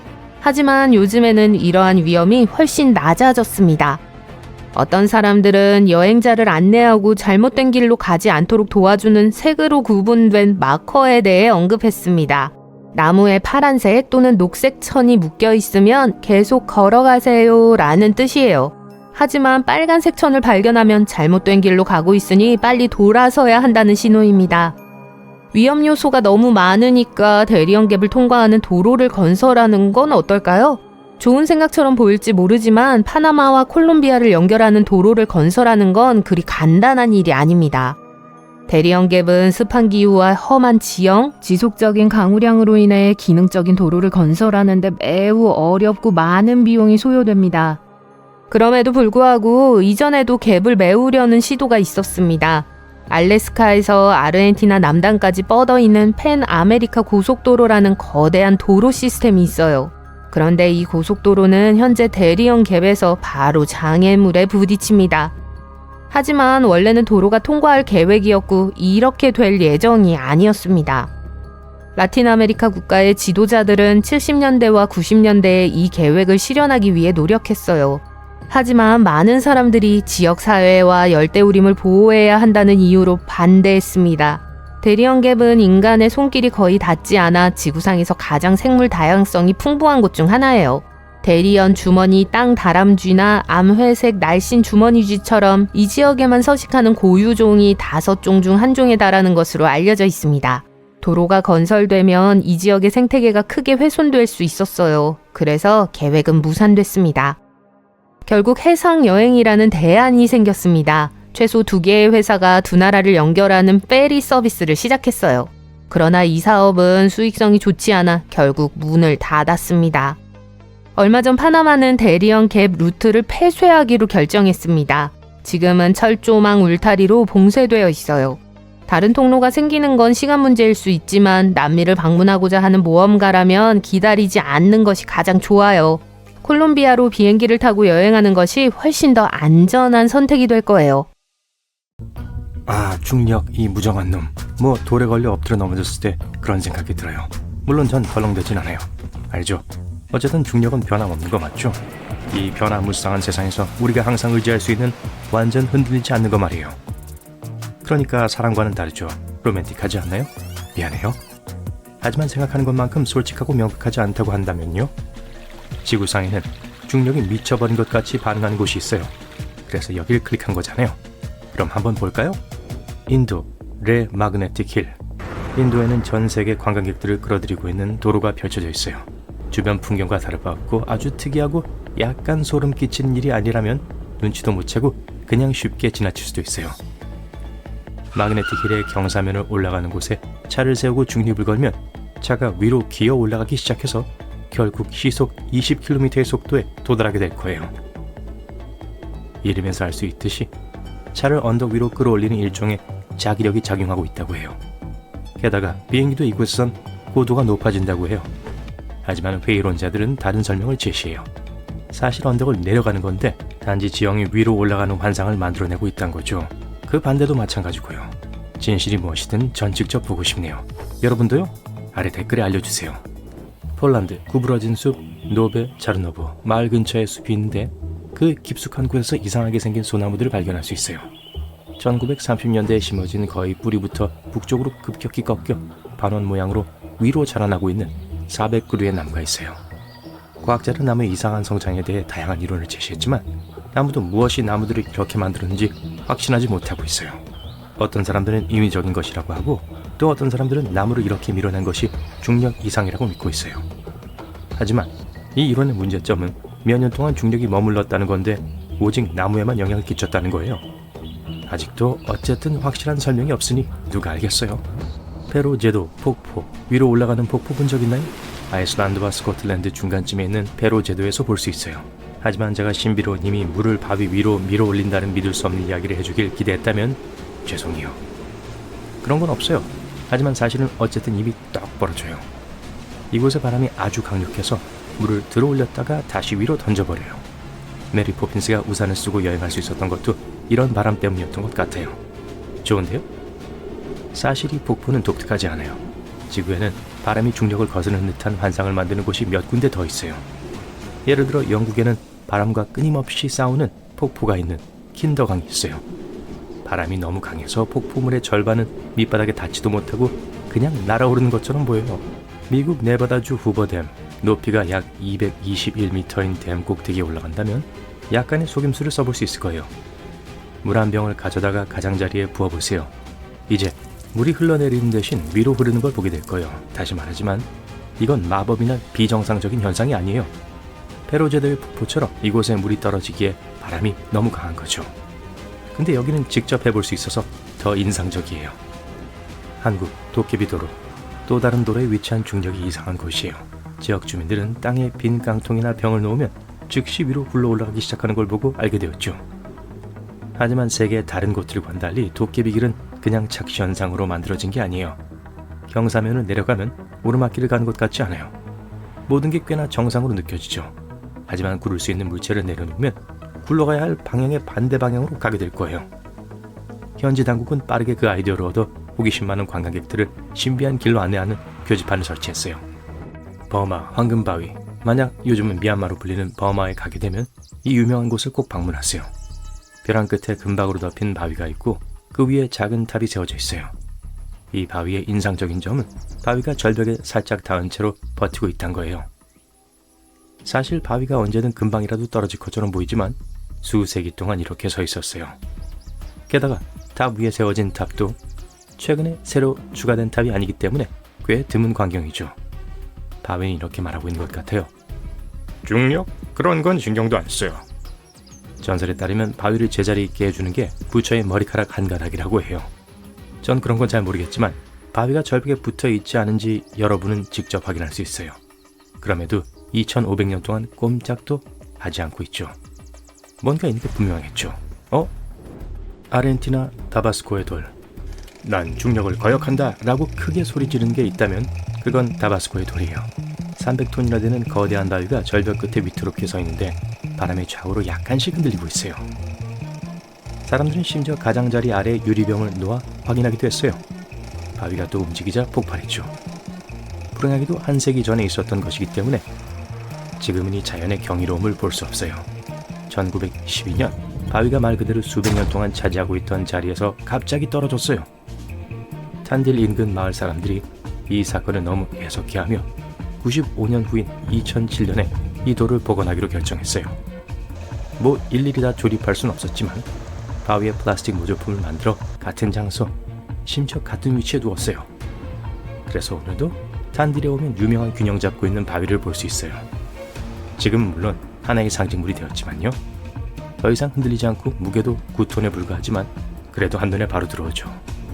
미국 와이오밍주 데빌스타워, 영화 미지와의 조우에 나오는 이곳을 기억하나요? 못 봤다면 가서 보고 오세요. 하지만 지금 바로 말고요. 이곳은 마법을 보는 것 같지도 않고 눈앞에서 중력을 속이지도 않아요. 제 목록에 있는 다른 장소들에 비하면 완전 지루하게 들리죠? 그쵸? 하지만 데블스타워의 진짜 놀라운 특징은 과학자들이 애초에 이게 어떻게 존재하게 되었는지를 설명할 수 없다는 거예요. 보면 벽이 엄청 가팔라서 말 그대로 수직인 높이가 265m인 안반층이에요. 하지만 그게 주가 아니에요. 이 돌 조각은 주변 수 킬로미터 이런 비슷한 것도 없는 와이오밍의 평평한 평야 가운데 우뚝 솟아있다는 거예요. 어떻게 이렇게 평탄한 풍경에 갑자기 이렇게 높은 것이 생겨날 수 있는 거죠? 이론은 많지만 아직 아무도 답을 몰라요. 제 이론이요? 아마 여기가 지구에 거대한 참외 배꼽이 있는 곳인가 봐요. 아니면 여러분이 더 나은 이론을 생각해보세요. 미국 오리건주 보르텍스, 오리건주 골드힐의 신비한 집은 중력을 거스르는 효과로 방문객들을 놀라게 해요. 항상 옆으로 기대고 균형을 잡기 위해 뭔가를 붙잡고 똑바로 서 있을 수 없어요. 공은 위로 굴러가며 어디에 두든 완벽하게 서 있는 빗자루도 있어요. 반잣집에 있는 다른 모든 것들과는 다르게 말이죠. 이 지역 원주민 부족들은 이 집이 지어지기 전부터 금단의 땅이라고 불렀고 이곳으로의 접근을 피했죠. 하지만 이 반잣집 주인은 이곳을 명소로 바꾸기로 결심했고 성공했어요. 그들은 이곳에 미스터리한 분위기를 조성했고 여기에 대한 걸 뉴스와 신문에 그리고 나중엔 인터넷에 퍼뜨렸어요. 그리고 짜잔! 완벽한 변칙이 만들어졌어요. 사실 이건 진기한 것에 지나지 않아요. 눈과 다른 감각을 속이는 인간이 만든 착시 현상이죠. 캐나다 허드슨만. 좋아요. 그동안 상당히 애매한 것들에 대해 얘기했지만 이번엔 진짜를 다루테예요. 허드슨만 변칙이에요. 이곳은 아마도 지구상의 어느 곳보다도 진짜로 중력이 낮은 세상 유일한 곳일 거예요. 이 차이가 정밀 장비로 측정되었기 때문에 회의론자들도 이걸 비웃을 순 없어요. 그럼 여기 중력이 예를 들어 달만큼 낮다는 뜻인가요? 불행하게도 아니면 다행인가요? 아직 모르겠네요. 차이는 미미해요. 정확한 값은 0.005% 또는 200분의 1이에요. 아무리 노력해도 느낄 수는 없지만 그곳에 있어요. 과학자들은 약 10,000년 전에 이 지역을 덮었던 빙상 때문에 이런 이상이 존재하는 거라고 해요. 이게 암석을 너무 압축시켜서 아직도 완전히 회복할 수 없고 허드슨만의 중력장을 변화시킨 거예요. 하지만 언젠가 이 지역도 중력이 정상으로 돌아올 거예요. 그럼 전 문워크는 못하겠네요. 지구를 떠나지 않고 달에 최대한 가까이 가고 싶으신가요? 간단해요. 에콰도르행 비행기를 타고 침보라조 산에 오르면 됩니다. 이상하게 들릴지 모르지만 제 말을 한번 들어보세요. 해수면에서 측정할 때는 에베레스트가 가장 높은 산이지만 침보라조 봉우리는 실제로 지구에서 달과 가장 가까운 곳입니다. 그 배경이 되는 물리학 원리는 이렇습니다. 에베레스트 산은 높이가 8,800m가 넘지만 침보라조는 6,100m 정도에 불과해요. 하지만 비밀은 지구 중심부에서 얼마나 멀리 떨어져 있느냐에 있습니다. 지구는 완벽한 구가 아니며 가운데가 통통하고 위쪽과 아래쪽이 약간 찌그러져 있어요. 가운데의 통통한 부분이 적도입니다. 참고로 에콰도르라는 나라는 스페인어로 적도예요. 이제 아시겠죠? 우리가 말하는 침보라조 산은 적도선에서 몇 도 떨어진 곳에 위치해 있어요. 따라서 중간 부분이 더 통통한 구형이기 때문에 침보라조의 정상은 우주로 더 멀리 튀어나와 있습니다. 즉, 이 산의 정상까지 하이킹을 하면 에베레스트 산까지 하이킹을 하는 것보다 달에 조금 더 가까워진다는 뜻이에요. 영국 북해 연안에는 테니스 코트 2개 크기만한 작은 플랫폼이 떠다니고 있어요. 석유 플랫폼이라고 생각할 수도 있지만 이곳은 세계에서 가장 작은 나라 시랜드입니다. 러푸스 타워 플랫폼은 20세기 전반에 영국 선박을 보호하기 위한 요새로 지어졌습니다. 1960년대로 넘어가면 패디 로이 베이츠라는 사람이 이 오래된 요새를 자신의 나라라고 주장하며 시랜드 공국이라고 명명해요. 패디는 국기, 화폐, 헌법, 우표, 호이스트, 스윙 시스템 등 국가가 마땅히 갖춰야 할 모든 것을 마련했어요. 호이스트 스윙은 이 국가로 들어가는 방법이기도 한데 플랫폼의 윗부분까지 올려집니다. 오늘날의 소국은 자칭 왕족인 마이클 베이츠가 통치하고 있어요. 영국 왕좌에 앉기 위해 순서를 기다릴 이유가 없겠네요. 이 나라에는 자국 축구 국가대표팀을 응원하는 팬클럽이 있습니다. 이 나라 축구대표팀은 국제 토너먼트에 참가하여 다른 작은 나라들과 경기를 펼쳐요. 현재 시랜드에는 공식 거주자가 1명뿐이지만 다른 나라에서 온 선수들이 축구팀을 돕기 위해 합류합니다. 이 나라의 서포터 중 1명은 에베레스트 산 정상에 시랜드 국기를 개항하기도 했어요. 부엌은 한 나라에 있고 거실은 또 다른 나라에 있어요. 이것이 바로 바를레에 사는 일부 지역 주민들의 일상적인 현실입니다. 이 마을에서 벨기에와 네덜란드의 국경은 단순히 도로를 따라 이어진 것이 아니라 건물 사이를 가로지르고 있어요. 이 상황을 해결하기 위해 집의 국적은 현관문 위치에 따라 결정된다는 규칙이 만들어졌어요. 하지만 이 해결 방법은 자체적인 문제를 야기했습니다. 현관문이 정확히 국경에 있어 벨기에와 네덜란드에 2개의 주소가 있는 집이 생겨났죠. 이 집의 소유주에게는 특별한 기회가 주어졌습니다. 가스나 수도와 같은 유틸리티를 어느 나라에서 공급받을지 선택할 수 있었죠. 그리고 짐작하셨겠지만 그들은 더 저렴한 국가를 선택했습니다. 이 경우에는 벨기에가 선택됐어요. 아프리카 세네갈에는 공상과학 영화에서나 나올 법한 호수가 있어요. 수도 다카르에서 북쪽으로 약 29km 떨어진 곳에는 락 로즈라고도 알려진 레트바 호수가 있습니다. 이 호수는 밝은 분홍색 물로 유명해요. 네, 정말 분홍색이며 원한다면 수영을 할 수도 있어요. 하지만 염도가 40%가 넘는 세계에서 가장 짠 호수 중 하나라는 점을 염두에 두세요. 분홍색은 작은 조류의 일종에서 비롯된 거예요. 이 조류는 햇빛을 반사하는 붉은 색소를 생성하여 호수의 독특한 그늘을 만들어내요. 가장 밝은 분홍빛을 띠는 호수를 보고 싶다면 11월에서 6월까지 건기에 방문하세요. 다른 시기에는 빗물로 인해 일부 색이 씻겨나갈 수 있어요. 참고로 서호주의 힐리어 호수와 탄자니아의 나트론 호수 등 전 세계에는 다른 분홍색 호수가 있습니다. 항상 불타고 있는 듯한 언덕이 있습니다. 캐나다 북극 지역에 위치한 스모킹 힐은 지구상에서 정말 독특한 광경이에요. 이곳에서 발견되는 광물 중 일부는 화성에서만 발견될 정도로 희귀한 광물입니다. 적어도 수백 년 동안 이곳의 땅은 계속해서 연기가 피어오르고 있어요. 처음에 탐험가들은 이것이 활화산 때문이라고 생각했지만 알고 보니 연기는 다른 것에서 비롯된 것이었어요. 스모킹 힐스의 토양에는 유황과 석탄이 포함되어 있으며 이러한 물질이 산소와 섞이면 자연적으로 불이 붙고 계속 타는 거예요. 하지만 모험적인 생각으로 방문하면 안 돼요. 이곳의 환경은 매우 열악하며 유독성 연기가 발생하고 기온이 위험할 정도로 높을 수 있습니다. 대신 올랜도를 추천합니다. 뉴질랜드는 아름다운 풍경으로도 유명하지만 지하에도 숨겨진 보물이 있어요. 뉴질랜드 북섬의 일부 동굴 깊숙한 곳에서는 매혹적인 자연의 경이로움을 발견할 수 있습니다. 이걸 보려면 어둡고 구불구불한 동굴 속으로 46m 이상 내려가야 해요. 더 깊숙이 내려가서 동굴 천장에 닿을 때쯤이면 완전한 어둠 속으로 들어가게 되는데 동굴 천장에는 자꾸 빛나는 생명체들이 줄지어 있어요. 이들은 뉴질랜드에서만 발견되는 특별한 종류의 곰팡이 모기의 애벌레인 뉴질랜드 토종 반딧불이입니다. 이들은 먹이를 유인하기 위해 밝은 푸른 빛을 발산해요. 이 동굴을 둘러볼 기회가 생기면 수천 개의 살아있는 별이 반짝이고 그 빛이 보트 아래 물속에 반사되어 은하계를 떠다니는 듯한 느낌을 받으실 수 있어요. 마치 마법처럼 빛나는 세상에 들어온 것 같은 놀라운 광경이 펼쳐집니다. 멕시코에는 세계에서 가장 놀라운 동굴 중 하나인 크리스탈 동굴이 있습니다. 이 동굴을 직접 볼 때까지는 커다란 수정을 본 적이 있다고 말할 수 없을 거예요. 1910년경 치아와의 나이카 마을의 광부들이 투명한 셀레나이트 결정으로 가득 찬 동굴을 발견했습니다. 하지만 90년이 지난 후에야 그들은 길이가 12m에 달하고 무게가 55톤에 달하는 거대한 결정체로 가득 찬 훨씬 더 놀라운 동굴을 발견하게 됐어요. 과학자들은 약 2600만 년 전에 동굴에 미네랄이 풍부한 뜨거운 물이 가득 차면서 이 거대한 결정이 자랐다고 믿습니다. 나이카 수정은 세계에서 가장 큰 것으로 알려져 있어 옆에 서 있는 사람이 작아 보일 정도예요. 하지만 동굴 탐험은 쉽지 않아요. 동굴 안의 온도는 58도에 달해요.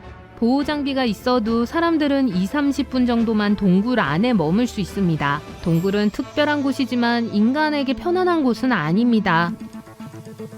모리셔스는 아름다운 해변과 맑은 푸른 바다로 유명하지만 남서쪽 모퉁이에는 수중 폭포처럼 보이는 놀라운 착시 현상도 있습니다.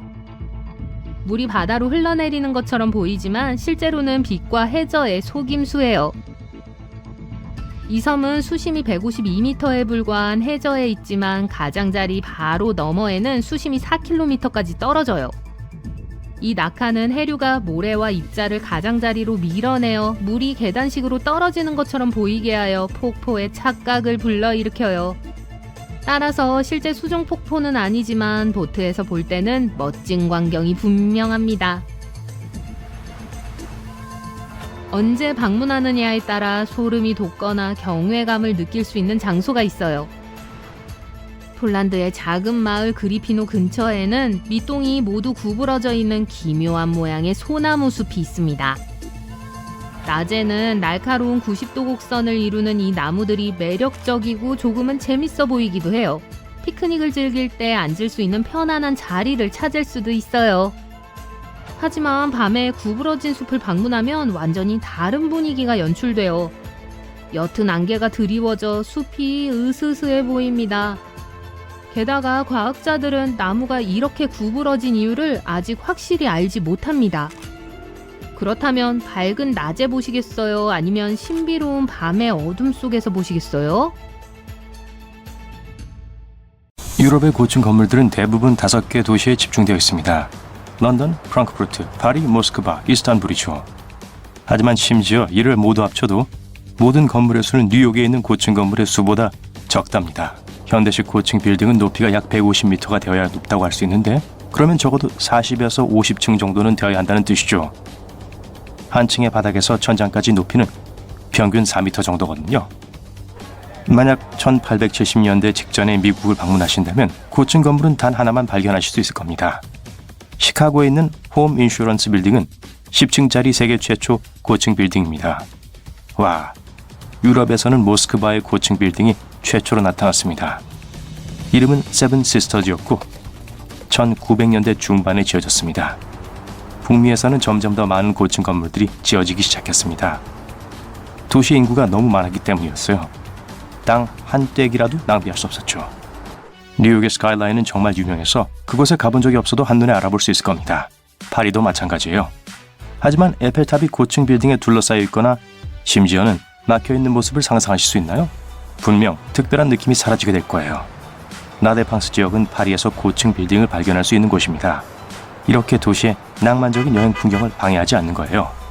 런던에서는 이야기가 조금 다릅니다. 런던의 스카이라인 중 몇몇은 모양이 아주 특이한데요. 그중 하나는 거르킨입니다. 생기게 피클병 같지 않나요? 또 다른 재밌는 모양의 고층 건물은 샤드인데요. 별명은 치즈 강판이에요. 물론 이게 공식적인 이름은 아니지만 이 건물의 모양을 보면 이해가 갈 겁니다. 하지만 이 건물들은 무작위로 지어진 게 아니에요. 이런 모양을 한 이유는 성 바오로 대성당을 가리지 않기 위해서입니다. 그나저나 이 기념비적인 건축물의 꼭대기는 아주 멀리 떨어진 헨리 8세 언덕에서도 보인답니다. 그리고 런던에는 런던 타워와 웨스트민스터 궁처럼 다른 기념물도 있죠. 그래서 런던의 스카이라인을 망치지 않도록 이 기념물들을 가리는 것은 어떤 건축물도 허용되지 않습니다. 대부분의 유럽 도시는 미국이 최초의 초고층 빌딩을 짓기 시작했을 때 이미 존재했습니다. 그래서 거대한 빌딩에 들어갈 공간이 많지 않았죠. 고르게 분포된 도시는 수년간 꾸준히 성장한 결과였습니다. 예를 들어 리스본의 에두아르두 7세 공원에는 전망대가 있는데요. 이곳에서는 모든 공원과 강이 보입니다. 여기에 150m 높이의 건물들이 주위에 세워진다면 그 멋진 풍경은 완전히 망쳐지겠죠. 그 상징적인 길도 볼 수가 없을 겁니다. 강이요? 대신 건물만이 보일 겁니다. 리스본처럼 유럽 대다수의 도시는 초고층 빌딩이 문화유산을 망치는 것을 금지합니다. 독일을 볼까요? 독일 스카이라인의 대부분은 프랑크푸르트에 있습니다. 다른 도시의 경우에는 이미 세워진 건물을 보존하거나 복구하는 것을 선호하죠. 예를 들어 베를린의 초고층 건물을 짓고 싶다고 해도 어떤 경우에도 이는 불가능할 겁니다. 토양이 문제예요. 이곳에 고층 빌딩을 세우면 땅이 가라앉을 테니까요. 베를린에 매우 높은 빌딩을 위한 기반을 건설하려면 아주 많은 돈이 들어가게 될 겁니다. 흙이 모래 같고 너무 부드럽거든요. 하지만 만약 모든 문화유산을 무시하고 프라하 같은 유럽 도시의 고층 건물을 채우기로 한다면 어떻게 될까요? 먼저 이미 존재하는 많은 것들을 파괴해야 할 겁니다. 자신들이 알고 사랑하는 도시가 사라졌다고 사람들은 화를 내고 불평을 하겠죠. 브뤼셀에서는 어느 정도 이런 일이 있었어요. 이 현상에 대해 브뤼셀화라는 단어도 있죠. 간단히 말하면 새로운 고층 빌딩을 어디에 세우든지 상관하지 않는다는 거예요. 여기도 괜찮아요. 저기도 괜찮고요. 하지만 대부분의 경우 시에서는 새로운 건축물이 도시의 역사적인 모습을 바꾸는 것을 원하지 않습니다. 일부 유럽의 대도시들은 프랑스의 예를 따라 초고층 빌딩을 지을 수 있는 별도의 지역을 선택하기도 합니다. 높이가 820m 이상인 부르즈 칼리파는 세계에서 가장 높은 건물입니다. 이 건물을 세우는 건 쉬운 일이 아니었습니다. 짓는데 6년이 걸렸는데 사람들이 이 초고층 빌딩이 노력을 쏟을 가치가 있었다고 했습니다. 이 건물은 정말 높아서 맑은 날에는 96km 떨어진 곳에서도 보일 정도예요. 유럽에서 가장 높은 빌딩은 그 크기의 절반밖에 되지 않고요. 상트페테부르크에 있는 라흐타 센터의 높이는 460m가 조금 넘습니다. 그런데 고층 빌딩이 그렇게 높다면 바람에 의해 흔들릴 수도 있지 않을까요? 해답은 건물의 기반부터 가장 높은 곳까지 건물의 구조에 있습니다. 부르즈 칼리파를 예로 들어보겠습니다. 고층 빌딩이 지어진 곳에 흙은 이상적이지 않았어요. 그래서 이 거대 건물에 11만 톤짜리 콘크리트 기반 50m 이상의 깊이로 박힌 말뚝 192개가 있습니다. 콘크리트와 흙 사이의 마찰 때문에 말뚝은 전혀 움직이지 않고 단단한 기반을 만들 수 있습니다. 하지만 대부분의 고층 건물은 원래 안반 위에 지어지기 때문에 거의 움직이지 않죠. 이 건물의 틀은 강철로 만들어졌습니다. 만약 고층 건물을 외부 구조물 없이 본다면 보이는 건 강철 빔뿐일 겁니다. 건물은 높으면 높을수록 바람의 영향을 많이 받습니다. 바람을 다스리는 건 고층 건물이 해결해야 하는 가장 큰 문제 중 하나죠. 상상해보세요. 고층 빌딩의 꼭대기층에 있는데 갑자기 강한 돌풍이 건물을 강타해서 건물 전체가 흔들리기 시작하고 내부에서도 흔들림이 느껴지며 뭔가를 붙잡지 않으면 넘어질 수도 있는 건 어떨까요? 이런 상황을 피하기 위해 대부분의 고층 건물은 내부에 진자와 같은 구조물이 있습니다. 그리고 바람의 힘 일부를 흡수하죠. 이를 동조 질량 감색이라고 합니다. 이 메커니즘은 역가중으로 작동하는데요. 고층 건물이 바람에 부딪히면 건물 대신 동조 질량 감색기가 움직이게 됩니다. 어떤 고층 건물은 이런 진자가 필요하지 않습니다. 예를 들어 샤드는 사다리꼴 모양 덕분에 바람의 영향을 덜 받습니다. 그리고 샹하이 타워는 120도로 꼬여 있는데요. 이 두 고층 빌딩은 모두 놀랍도록 똑똑한 구조로 지어져 있습니다. 그래서 바람이 불어와도 지나치게 흔들리지 않죠. 샤대는 동조 질량 감지기가 없으며 상하이 타워에 있는 것은 관광 명소의 역할만 합니다. 건물은 설계가 확정되기 전에 보통 풍동 시험을 거칩니다. 모형 도시에 새로운 초고층 건물을 세우고 시험을 하는 거죠. 전문가들은 바람을 켜고 실제 상황을 시뮬레이션 해봅니다. 예를 들어 모형 고층 건물이 시험 중에 바람의 압력에 의해 부서진다면 현실에서도 건물은 전복될 가능성이 있습니다. 위쪽에서 부는 바람은 너무 강해서 풍력 터빈 같은 것을 활용할 수도 있습니다. 바레인 월드 센터에는 건물 바로 한가운데에 터빈이 3개 있습니다. 다른 건물에도 있죠. 예를 들어 스트라스타 SE1에는 풍력 터빈이 맨 위에 있습니다. 하향 효과라는 현상이 있는데요. 이는 바람이 고층 건물 근처에서 가속화되는 것을 말합니다. 강한 돌풍이 고층 빌딩을 강타하면 바람은 위쪽으로, 건물 옆쪽으로, 거리 쪽으로 밀려 내려갑니다. 그래서 바람 부는 날 아주 높은 건물을 지나다 보면 바람에 밀려 길을 걷게 될 수도 있는 거예요. 하지만 예를 들어 네모난 모퉁이의 고층 건물이 서로 나란히 세워져 있다고 해보죠. 그러면 길을 통해 바람을 통과시킬 수 있을 거예요. 이는 특히 바람이 많이 부는 날에는 작은 허리케인을 만들 수 있습니다. 한 연구에서는 주인이 해체하려고 하는 것 중 가장 높은 건물 100개를 조사한 적이 있습니다. 그리고 건물 대부분은 평균 수명이 42년밖에 되지 않는다는 것을 밝혀냈어요. 하지만 이 중 일부는 훨씬 더 오래 유지될 수 있습니다. 예를 들어 템플 코트 빌딩은 오늘날까지 잘 세워져 있습니다. 45m로 다른 고층 건물보다는 조금 작지만 벌써 일생 동안 100번 이상의 겨울을 겪어냈다고요. 건물 철거를 생각하면 가장 먼저 떠오르는 것은 먼지, 잔해, 귀청이 찢어질 듯한 소음일 겁니다. 하지만 대부분의 고층 빌딩에서는 그렇게 문제가 심각하지 않습니다. 건물을 없애고 싶다면 조금씩 떼어내거든요. 이 과정은 위에서 시작하여 끝까지 진행됩니다. 짠! 건물이 여러분의 눈앞에서 서서히 사라지고 있네요. 수리수리 마수리. 몽골에는 공룡이 살았고 지금은 사람 수만큼 말이 많고 양은 10배나 많습니다. 몽골은 세계에서 가장 비어있는 나라로 수도가 28번이나 옮겨졌고 올림픽도 개최하고 있어요. 몽골은 바로 여기 중국 바로 북쪽 중앙아시아 고원에 위치해 있습니다. 국토 면적은 세계에서 19번째로 큰 나라지만 인구는 300만 명이 조금 넘을 뿐이에요. 로스앤젤레스 인구와 비슷하지만 나라 전체가 자기들만의 땅인 셈입니다. 그린란드를 제외하면 몽골은 인구 밀도가 가장 낮은 국가예요. 1.3제곱킬로미터당 인구가 2명에 불과한데 미국은 37명이에요. 물론 사람만 계산했을 때요. 몽골의 가축 수는 약 6,700만 마리로 인구 수보다 20배나 많습니다. 그 가축의 절반은 양이에요. 하지만 몽골의 모든 동물 중에서 가장 권위 있는 동물은 말입니다. 말이 없는 몽골인은 날개 없는 새와 같다는 전통 속담이 있을 정도로 말의 중요성은 대단해요. 말이 많은 사람은 부유한 사람으로 간주돼요. 하지만 말들로 가득 찬 마구간이 있는 거대한 농장을 상상하지 마세요. 몽골에는 마구간이 있다는 것은 예외에 가깝고 몽골의 말들은 1년 내내 밖에서 자유롭게 돌아다닙니다. 말들은 바깥을 돌아다니며 스스로 먹이를 찾기 때문에 이곳에서 말을 키우는 데는 비용이 거의 들지 않으며 자연이 충분히 공급해줍니다. 겨울은 모든 것이 눈으로 덮여 있어 힘들지만 말은 풀과 눈을 구분할 수 있어요. 봄이 되면 먹이 부족으로 허약해지지만 겨울이 끝나면 곧 회복됩니다. 목에 푸른 스카프를 두르고 거의 타지 않는 신성한 말을 한 가족이 무리해드릴 수 있어요. 이곳 사람들은 말을 사랑하며 이 좋은 관계는 수세기 전으로 거슬러 올라가요. 말을 소재로 한 노래, 이야기, 신화, 예술 작품이 많이 있어요. 몽골어에는 말의 특징을 설명하는 단어가 약 500개, 털 색깔과 무늬를 설명하는 단어만 200개가 넘어요. 말에는 영적인 의미도 있어요. 말은 주인을 도울 수 있는 영혼이 있다고 믿으며 천국으로 가는 교통수단으로 여겨져 주인이 세상을 떠난 후 제물로 바쳐지기도 했습니다. 이 나라에는 가축 외에도 멸종위기에 처한 동물들이 서식하고 있습니다. 또한 과거에는 공룡이 이 땅을 돌아다녔어요. 최초로 발견된 공룡알이 바로 이곳에서 발견됐죠. 물론 오늘날 공룡은 멸종되었지만 몽골에는 눈표범이 있고 이 역시 희귀한 동물이에요. 눈표범은 워낙 조용해서 다가오는 소리도 들을 수 없고 걸을 때 소리도 나지 않으니까 조심해야 해요.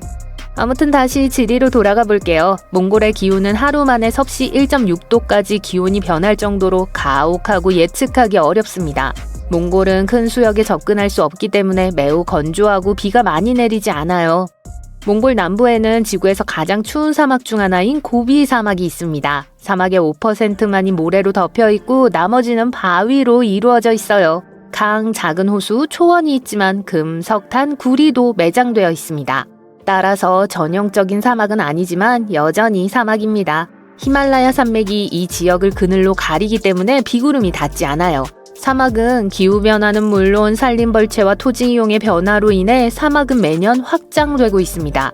강수량이 적고 전국이 매우 건조하기 때문에 주민들은 사막을 두려워하지 않아요. 네, 사막에는 사람들이 살고 있어요. 가축을 기르느라 바쁜 유목민이요.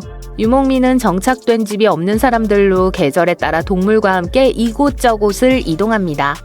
다음 여행을 떠나기 전 어딘가에 정착할 때는 유르트라고 불리는 텐트를 설치합니다. 유르트는 수천 년 동안 몽골에서 사용되어 왔으며 아직도 일부 사람들이 유르트에서 살고 있다는 사실이 놀라워요.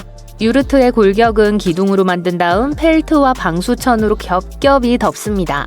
몽골인들은 전반적으로 매우 친절한 민족이지만 유목민들은 손님을 자주 맞이하지 않고 항상 누군가를 맞이하고 전통 말 우유를 맛볼 준비가 되어 있는 완전히 다른 수준입니다. 심지어 유르트 입구에 종을 치지 않고 손님이 걸어 들어올 수 있도록 초대하기도 해요.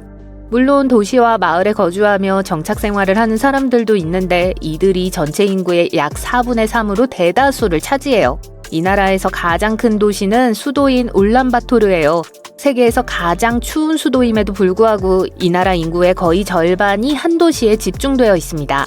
이곳의 연평균 기온은 섭씨 0도입니다. 워싱턴 DC의 평균 기온은 16도이고 오타와의 평균 기온은 영하 44도예요.